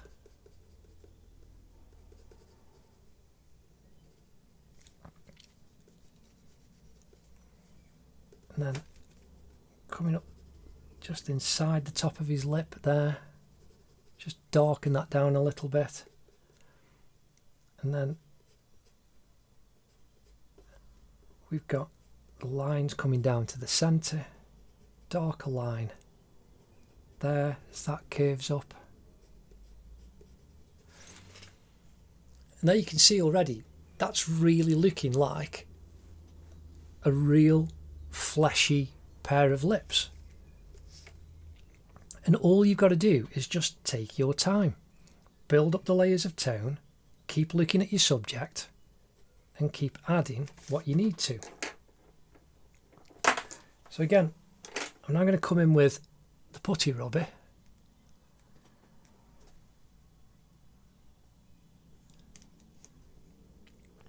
And pull it on the highlights. Pinching it, right, I'm just knocking my pencils off.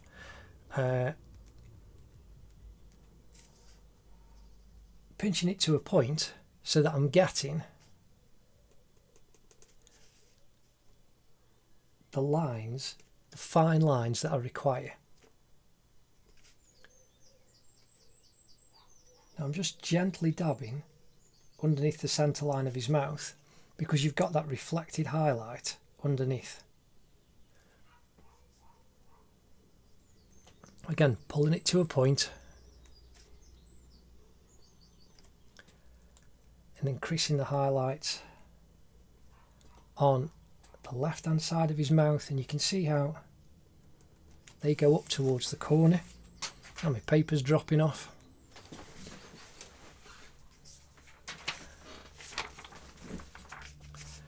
Really, I need a little bit of tape just off the page that'll stop it from disappearing.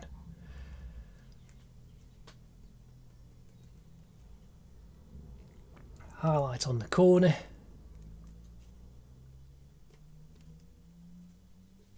Then we've got this highlight coming right up. It softens the edge of his lip.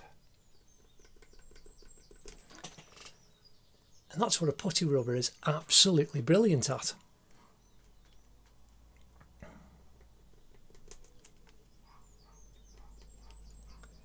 And a couple of little highlights on the left hand side, inside that centre part of his nose, top part of his lips, and again coming down. There you can see that's just given that top part of his lip on that side the highlight that we require. And this is as much a part of your drawing equipment as the actual pencils. That highlight underneath that nostril, again, pulling out the main highlight on the end of his nose. Then we've got the edge of his nostril, just like we did on the lip.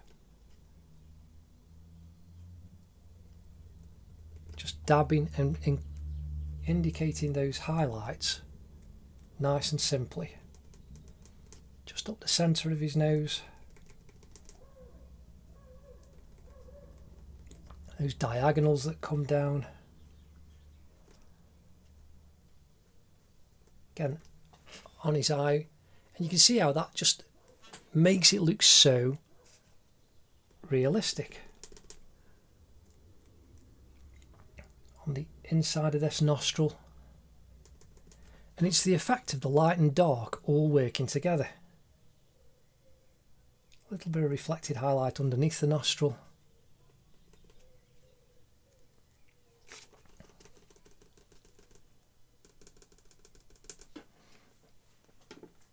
Now, coming back in with the 2B pencil.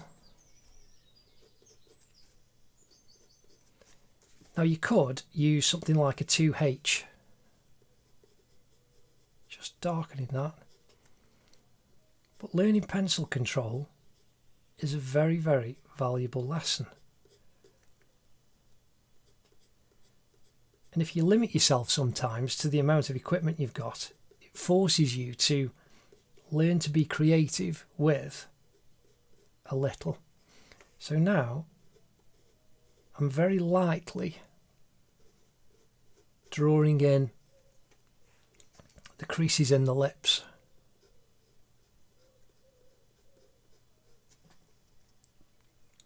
With the sharp tip of the pencil.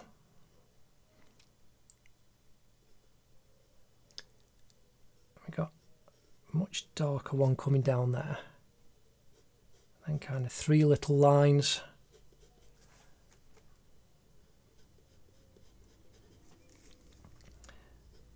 And even though I'm just quickly indicating these lines, it gives you what you actually need in regards of reality on the actual lips. So here where we use the putty rubber for that highlight, I'm now just softly filling that shape in.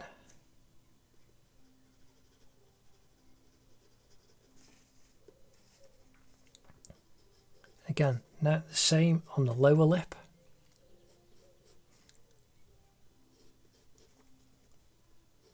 Very lightly putting the creases in the lip, following the shape and form of the actual skin.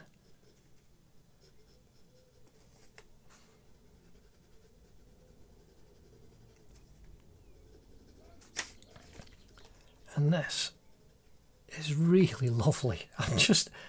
Honestly, I'm having such a blast doing this. It is an absolute joy doing these lessons for you guys.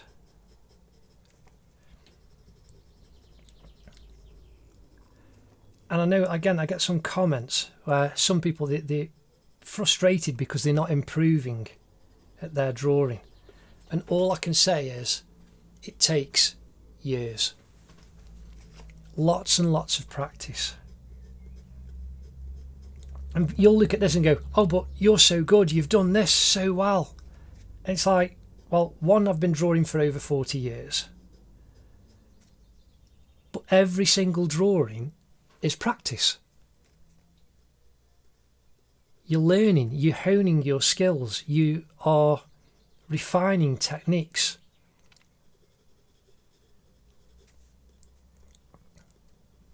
Again, shadow underneath there, just darkening that down a little bit. Now I need the 4B pencil. There goes my pencil again. You think with a hexagonal shape it wouldn't roll off your desk, wouldn't you? But there you go, never mind. So right underneath the bottom lip, in this shadow,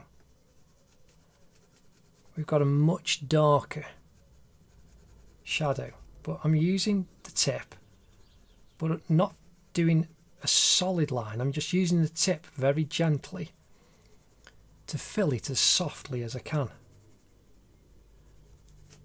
And that dark comes under the centre. It doesn't go right the way up here, it stops about there.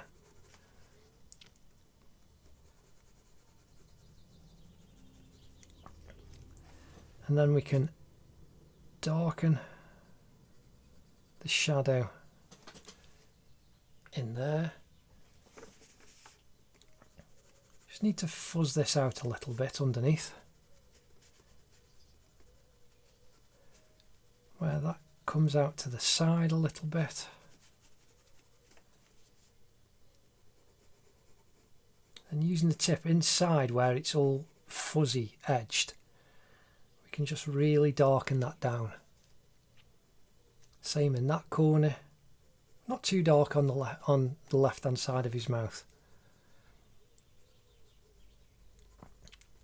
So now, using the tip, if we bring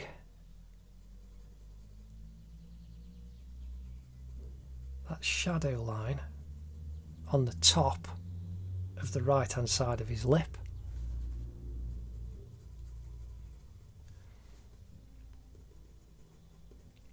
now I'm using the tip very carefully, twisting it so I'm just keeping the point a little bit. And I'm indicating the little bits of his moustache hair.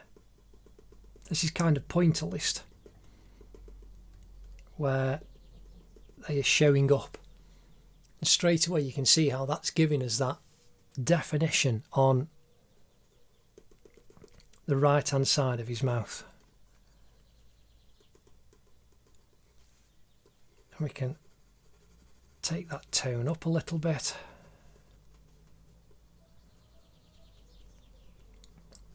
Curve the lip. That comes up underneath the nose.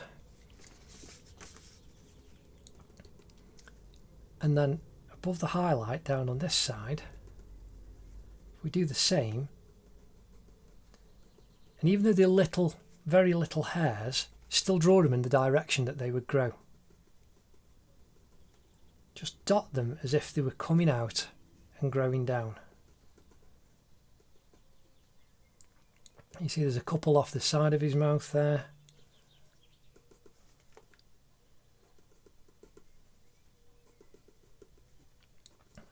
again, slightly darker tone going up into the nostril. Finish that tone around.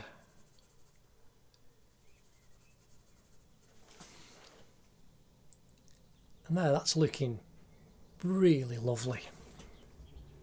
Again, this dark underneath, just indicate some little bits underneath.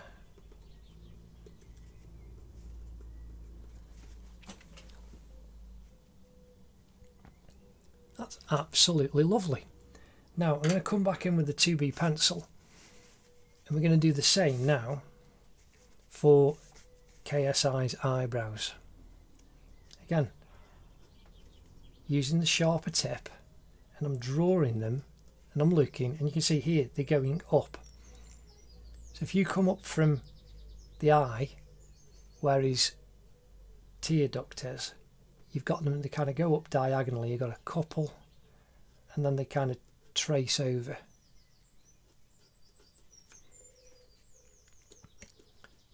And you come right over to the edge,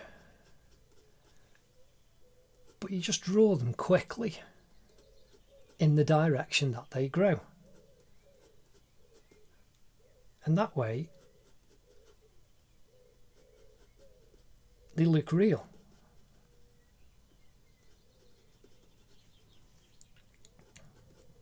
So this one's in the highlighted bit, and it comes just underneath the bandana here.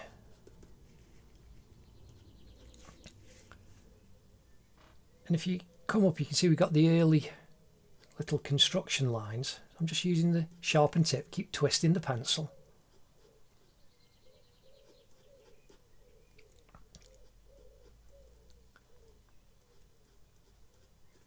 And that's all of those eyebrows in. But because it's in the highlighted area, if you come in with your putty rubber, put it to a point and just dab it in between, you get that effect of that light. Got that highlight just above, and then just below.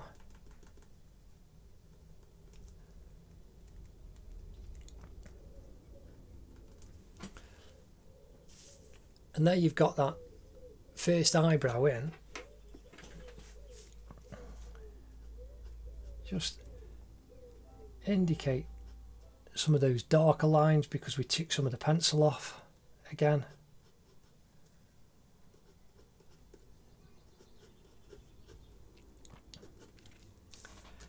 Now we need to do the same on this side. So we've got the verticals coming up, and they start to turn over.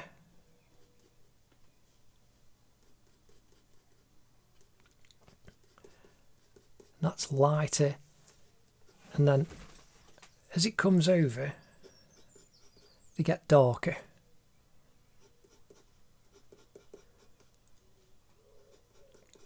And you don't do like a mass, you know, don't use the side of the pencil. I'm using the top of the pencil, but looking very carefully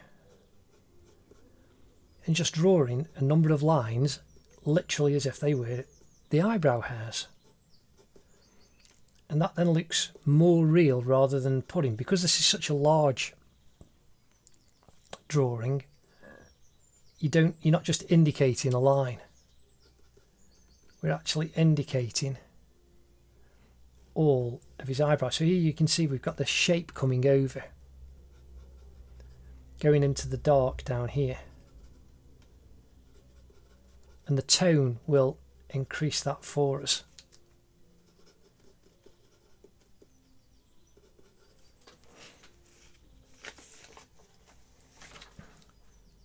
But that is looking really good.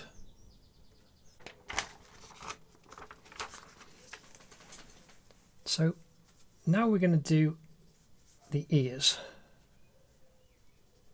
We've got that darker tone around the edge where it just curves up. It's darker inside, but we curve down, just soften. And again, I'm using the flat, soft part of the pencil. We've got this highlight on the top, but we just got a curve there, a little curved bit of tone. And then the middle part of his ear, got this nice shaded shape at the top.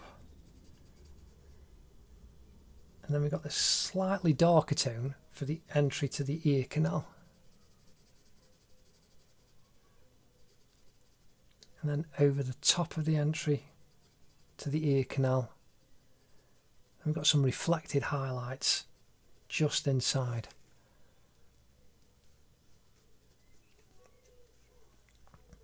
Then we've got a bit of tone there that's creating that edge. And we'll pick out the highlights with the putty rubber in a minute. So that curves down.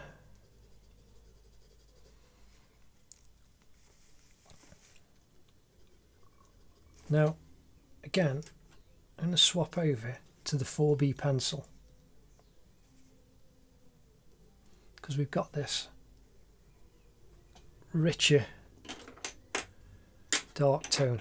I've got a little bit left in this one, but it's got a sharper point.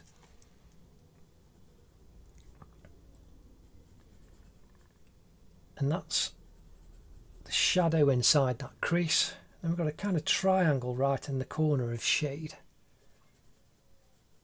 Bit darker. Because the 4B is softer, you can get a nice softer edge easier. And right in that corner we've got that dark little bit.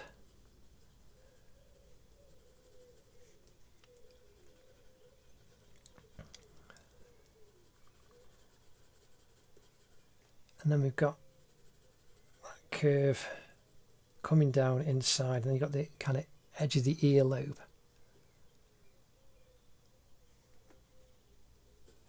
Getting the soft bit coming down. So if I get the dirty putty rubber right on the top of the ear, got a highlight. The back edge, we can highlight that up. Inside there, tiny little highlight. Then on the inner ear, we've got that nice shape there, and a little dot going up into the corner, then just inside. And on the kind of earlobe that's underneath some of his hairs, in the inner ear, you've got highlighted bit. And then that comes down to the edge. And then you've got the top of his lower earlobe. And that's got a number of highlights. And straight away you can see we've got nice three-dimensional form on that ear. Now on this side, it's darker, it's in shadow. So I'm just pulling off very gently a little bit of the highlights. But then I'm coming in with the 4B pencil.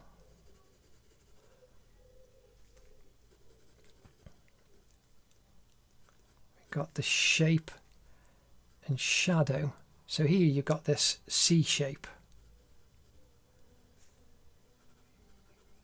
And it's dark right in at the top. And it just curves, but you've got a kind of reflected highlight inside, and it's darker at the bottom, so you can just let that rich darker tone hold. And the same as we've got on this side, we've got this kind of shoulder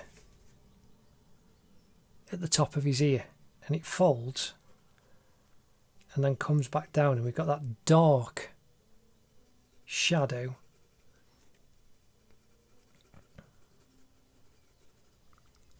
coming down from the top, and then we've got another one next to it just inside, leaving a bit of a highlight, but darker at the top, and the same right up underneath the creased overhang.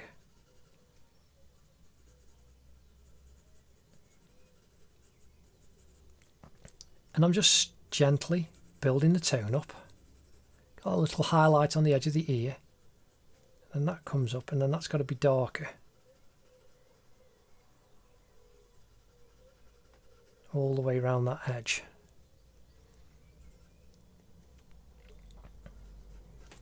Then that curves down to the earlobe. Top of the earlobe's got some shadow. Then we've got a little bit on the bottom. Now it is a bit lighter.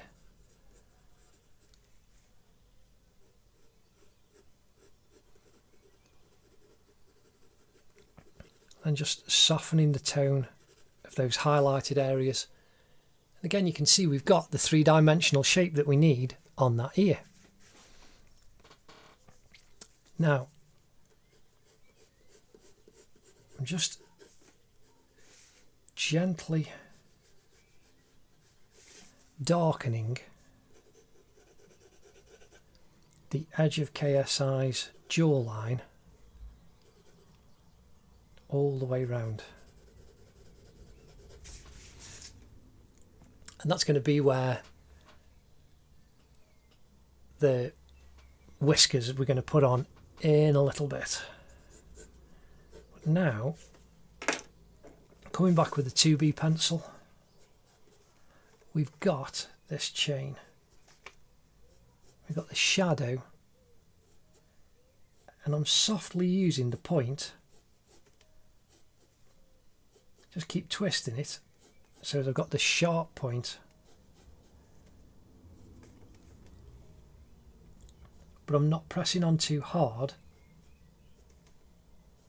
so I've got a diffused line. That comes all the way down, but then where it comes here, we've got a diffused shadow because it's coming over the top of his t-shirt, and the shadow is cast down onto his neck.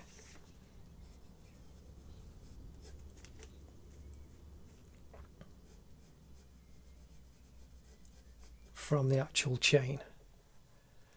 Now, again, just coming back in with the putty rubber.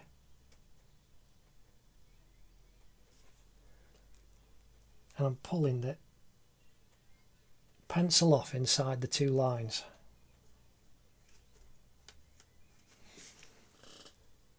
And that gives us the highlight on the chain. Again, same on this side.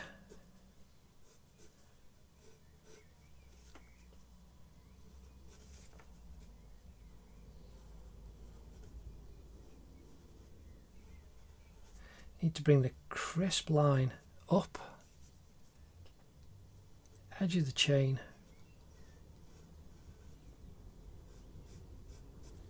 curve this around,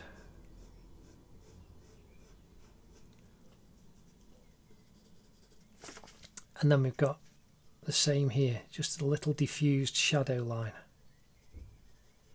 where it goes up and over the top of his t-shirt.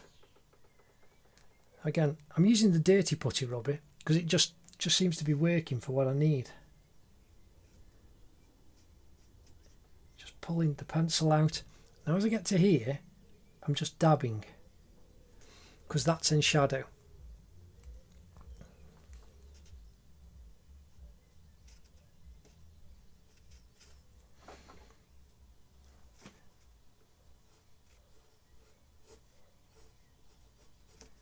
Just crisping the edge of that chain up. Oh, there, that's looking absolutely lovely. Now back in with the 4B, just because it's soft. And we're now going to put his whiskers in.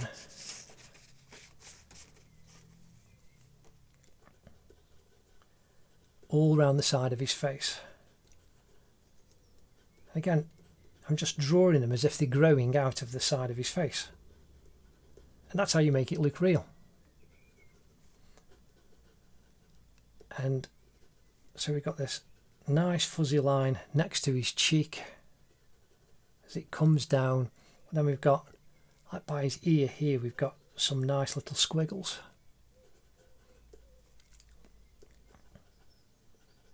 We've got squiggles where it's coming down his chin.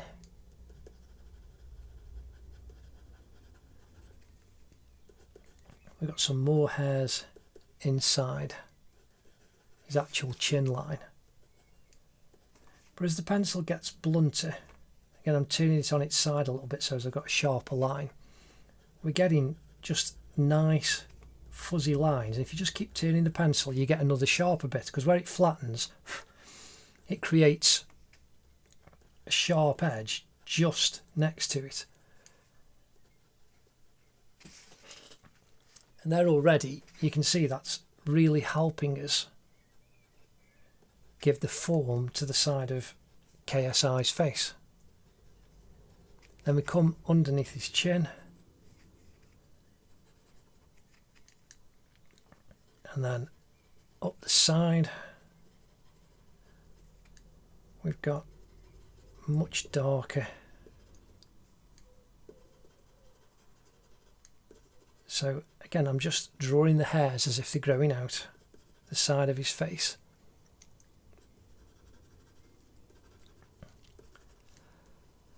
And then it gets very thin where it comes up the side by his ear.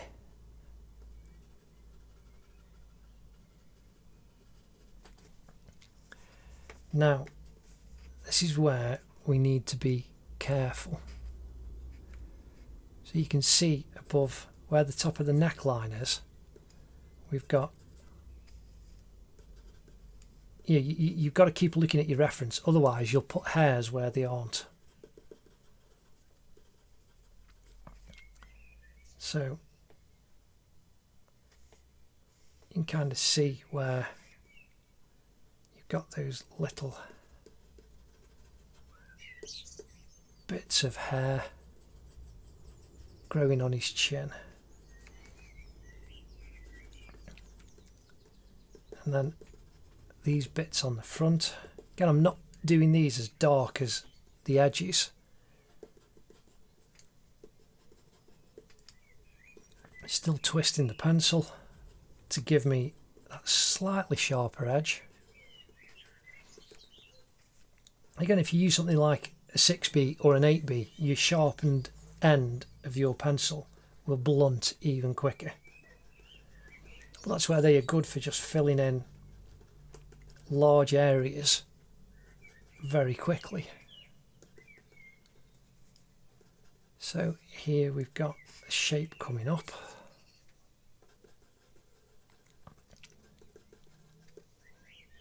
That comes up a little bit.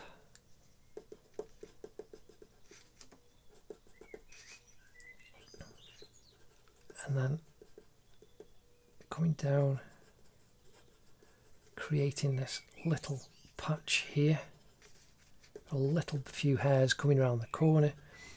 Then we've got like a row within a row.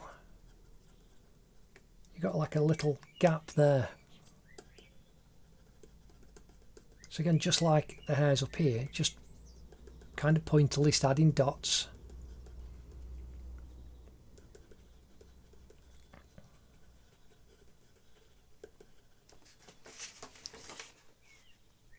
There you can see we've got really nice shape and form now created by the hairs on his chin and his side of his face.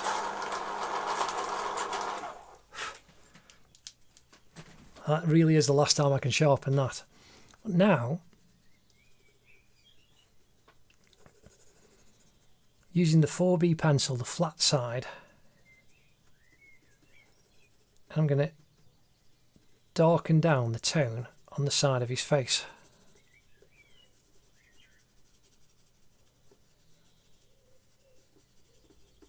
Because we really need to bring the dark shadow side down. I'm resting my left hand on top of my right hand just so as I can pivot easy without affecting the paper. Again, I'm not going right to the edge. There's a kind of slight reflected highlight, so it needs to be darker just inside the line of his face and the bandana and the side of his face and his ear.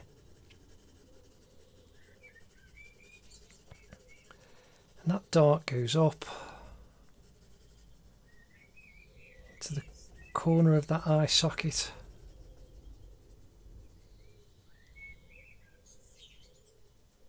Above his right eyelid.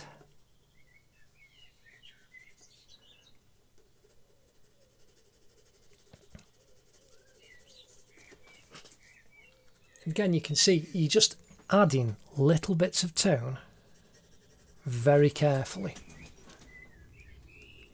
because it's easier to add tone than take it off. So coming up under the bottom right of his right eye.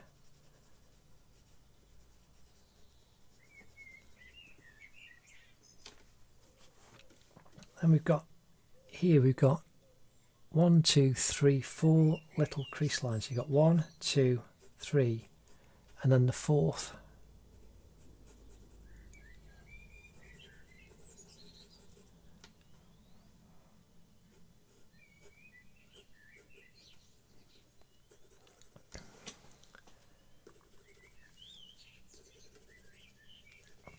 Again, now just using the very side of the pencil to increase this tone all the way down the right side of his face.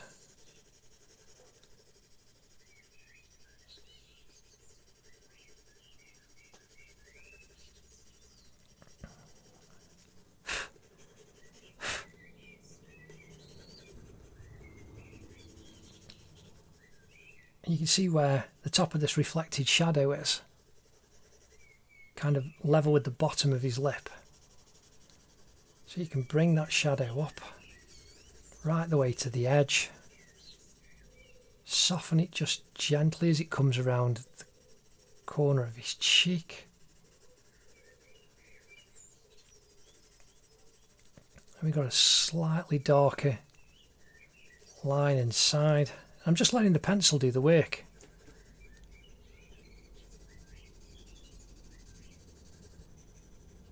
Again, I can just darken that ear down at the top. Doesn't matter that I'm going over the edge of the line between the side of the cheek and his ear, because it's all in shadow and the tone is working for you. And coming down to the chin.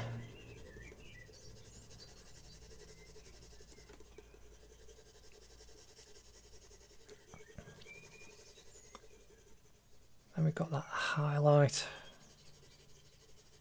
by the side of his mouth.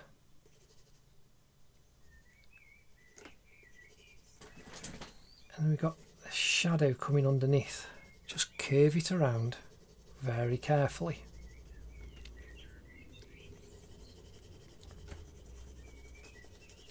Bringing the edge of his chin. Then in this little patch at the bottom. Now, even in this reflected highlight, we can just tone that down.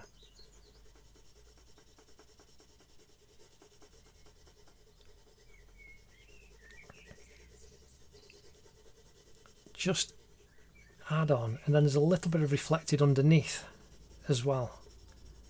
So we can come right down onto the neck and fill this tone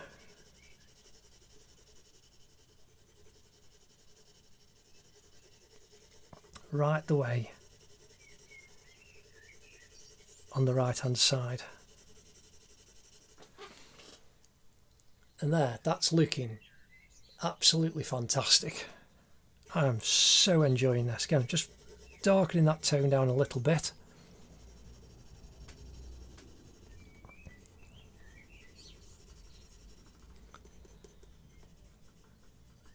Now it's just a case of adding tone until you're happy and tweaking the details. And I'll just keep talking you through it. So we got underneath the chin, you've got this diagonal line of the shadow coming across, but it's soft. So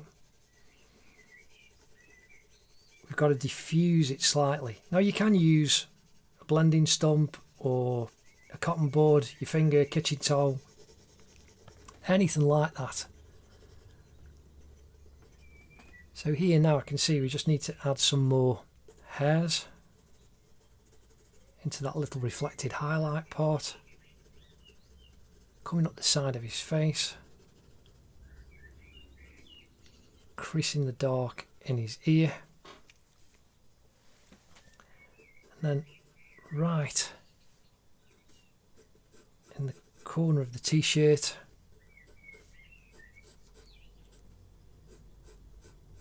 where the chain is and the shadow.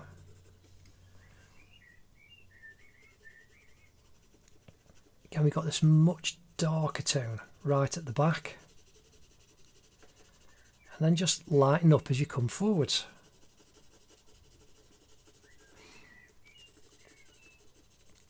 And I know that everyone's thinking, you know, oh, this is photographic, but I've done this in a few hours. You know, the guys and girls who do hyper real illustrations spend days and days and days and weeks, but I'm showing you the basic building block techniques that you've got to use to create this kind of a portrait. So again, just building this tone up. We've got a little curve coming around.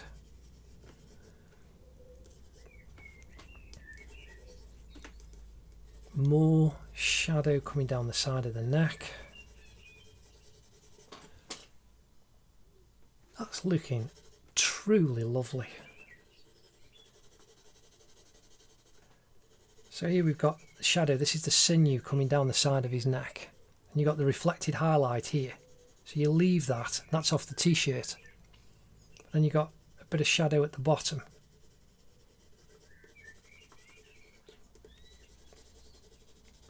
Again, the same there.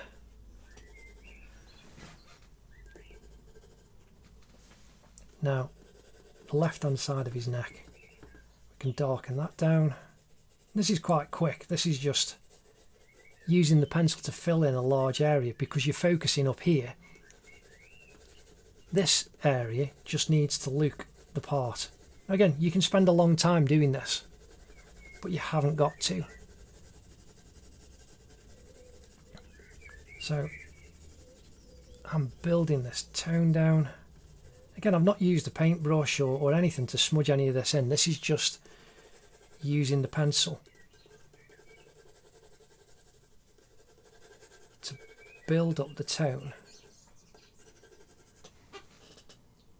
And it just looks exactly as we want it. Coming down, we've got this V.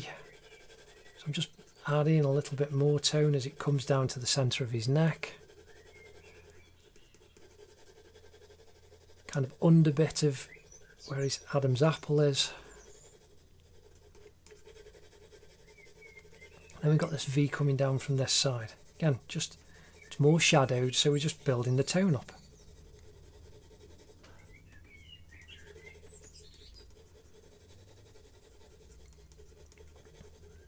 And then that kind of comes up and joins on there.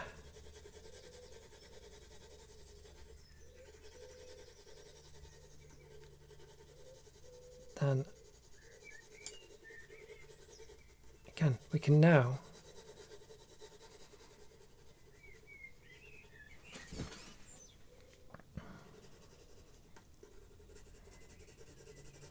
just build up more these shadow tones around the face. And you can hear how quickly I'm sketching, and you can see how quickly I'm actually sketching these around. In the corner of his eye, down the side of his nose,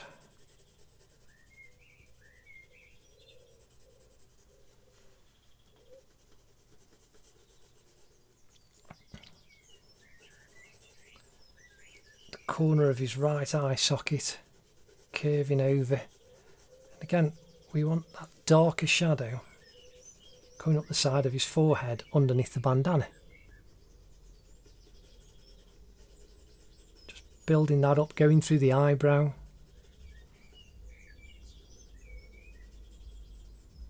Top, over the top of his crease in his eyelid.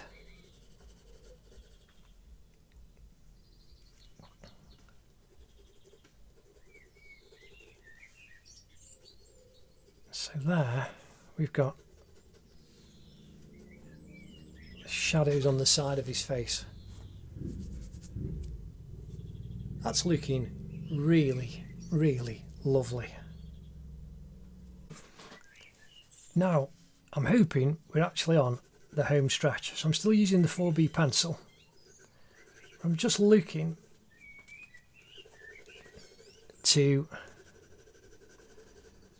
just build up and increase the tone around the face. So you can see here, just down the side of his cheek, between this edge and his lip, we've got that slightly darker tone.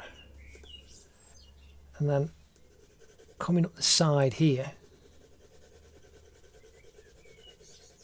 you can just see me because I'm going backwards and forwards gently. I'm letting the weight of the pencil just pressing on a little bit, and that's giving me the added little extra bit of tone that I need.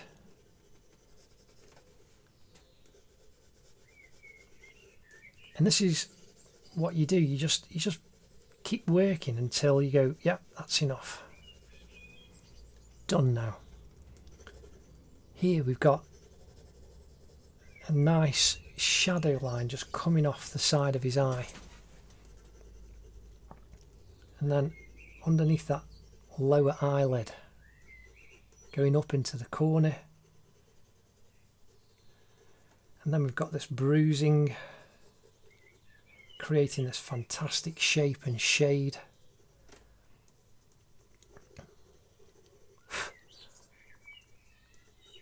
Between the two eyebrows, at the top of his nose and the two eye sockets.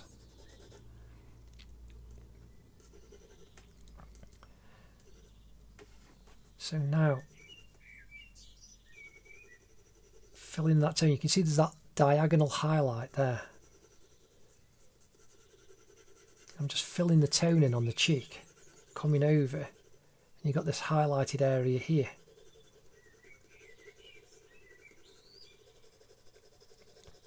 Coming down and then up above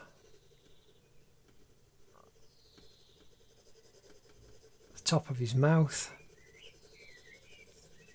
We're just filling in and gently causing the transitions. Now again, you could actually use a brush for this, but I'm really liking, this is a bit like Billy Billingham, when I did the portrait of Mark Billy Billingham off SAS Who Dares Wins. It's just great to use the pencil, just keep using the pencil to create the tones that I want. So here we want a little bit of a lighter tone and the above part of his eyelid, and then this curves over and comes down. Again, the nose can just increase the shadow, going up that side point. Again, in between the eyebrows, we can just darken it on that side.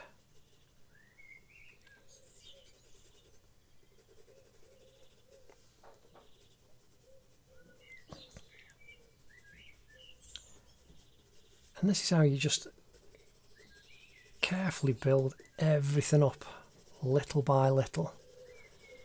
So again, like we did this cheek on this side, we've got to do the same on this side, bringing the shadow down from the corner of his eye, across his cheek, leaving this highlighted area.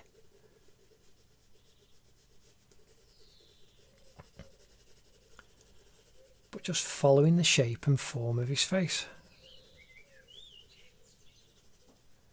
Then going up underneath his eye, above that upper eyelid.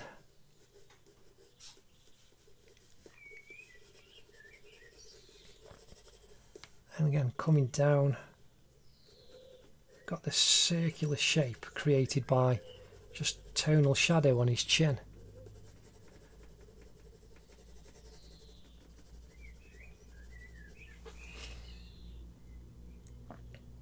That's looking really, really lovely.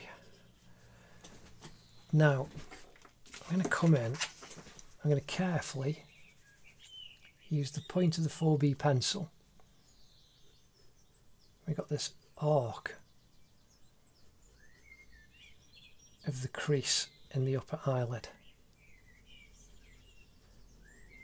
So I'm darkening that down, but keeping it soft on the edge so that it's not too crisp. And then right in the corner, we got that curve coming around.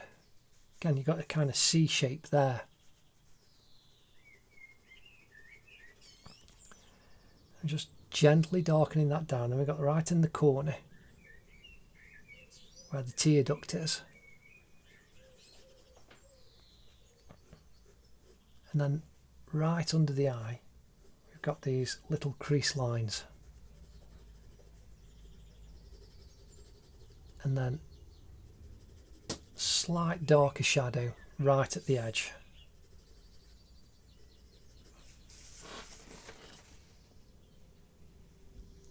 There, that's looking absolutely lovely. Again, on the right eye, we're going to do the same. We've got the crease line coming right the way over. And that comes down into the shadow part. Again, I'm just increasing. I've just done that a little bit too much. So I can pull that off very slightly and soften that tone. But we need to bring the dark line down there and right into the corner of his eye. Got a nice deep dark shade, and then we've got this crease line curves over.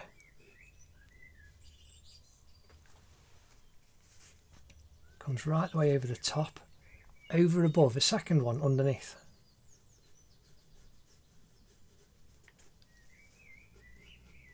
Again, I'm just darkening some of the eyebrows on this side just because they're in shadow.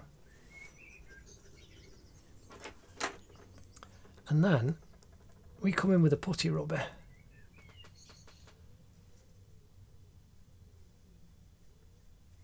And you pull out those highlights underneath the crease and above the top of the eyebrow, in between those two creases, and then above the crease line, and then just carefully lighten the crease above the crease line as it comes down. The same above the upper eyelid. And the highlight on this side, very strong in the corner. Lighten the eyeball.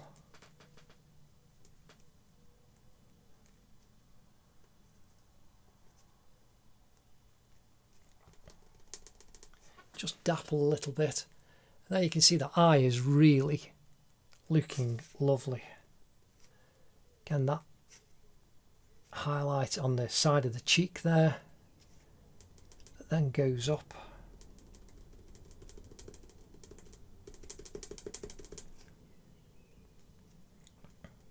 Even underneath the nostril.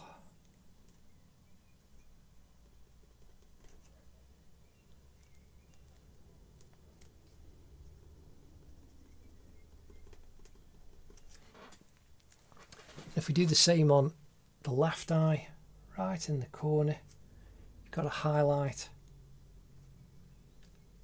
those creases.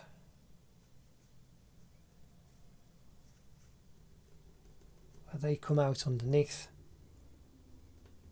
Highlight on the lower eyeballs. and then right across the top, and then where the crease is, highlight under and above,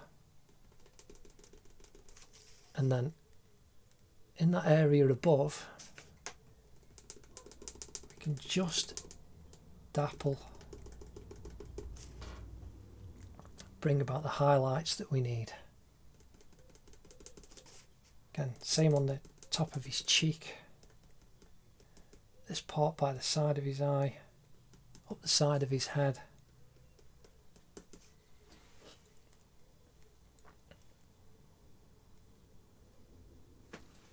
And that is looking really lovely.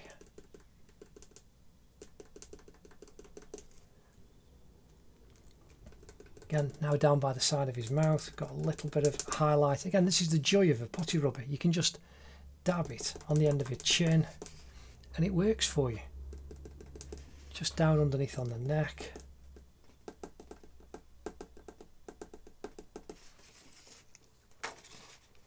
And the side of the mouth here, we've got that stronger highlight.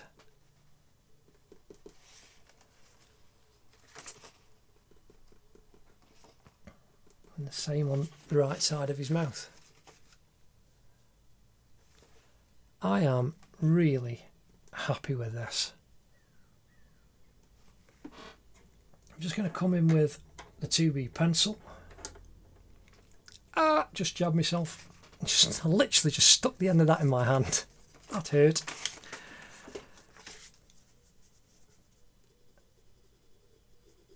I'm just increasing the tone slightly underneath the nose.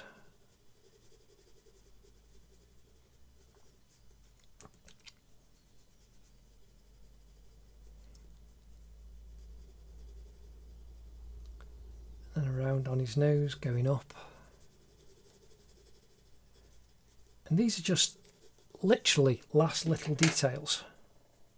Now I'm going to use the clean putty rubber.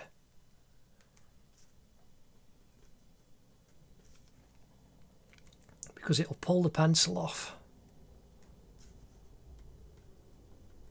and not leave any residue from previous drawings.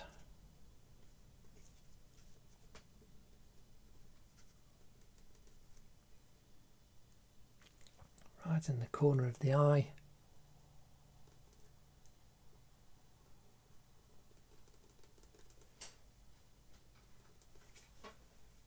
That's really, really lovely.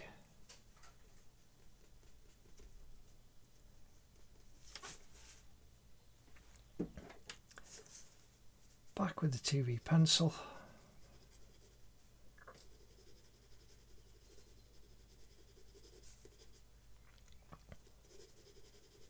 Just adding some tone on this nostril that it curves under, because it's just a little bit too bright. Again, these are just little tweaks as I'm looking that I just want to make before I call it a day.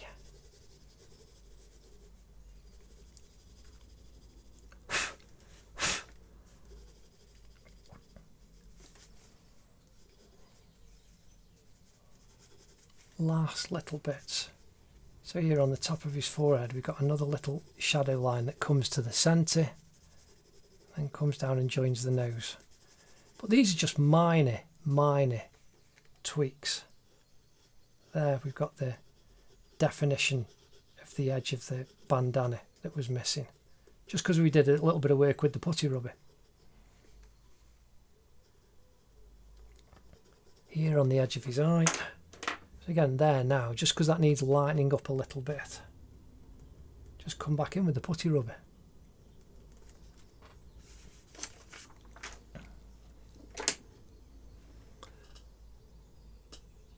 But that I am very happy with. I hope you've enjoyed this. This has been an absolute joy and pleasure to do. We've drawn KSI. And again, it's just using the simple techniques to build up everything that you need. So here I'm now going to just put on KSI. And on this side, Billy 2020. Anyway, I hope you've had fun. I've had an absolute blast. Do like and subscribe, and I'll see you in the next drawing video. Take care. Ta-da.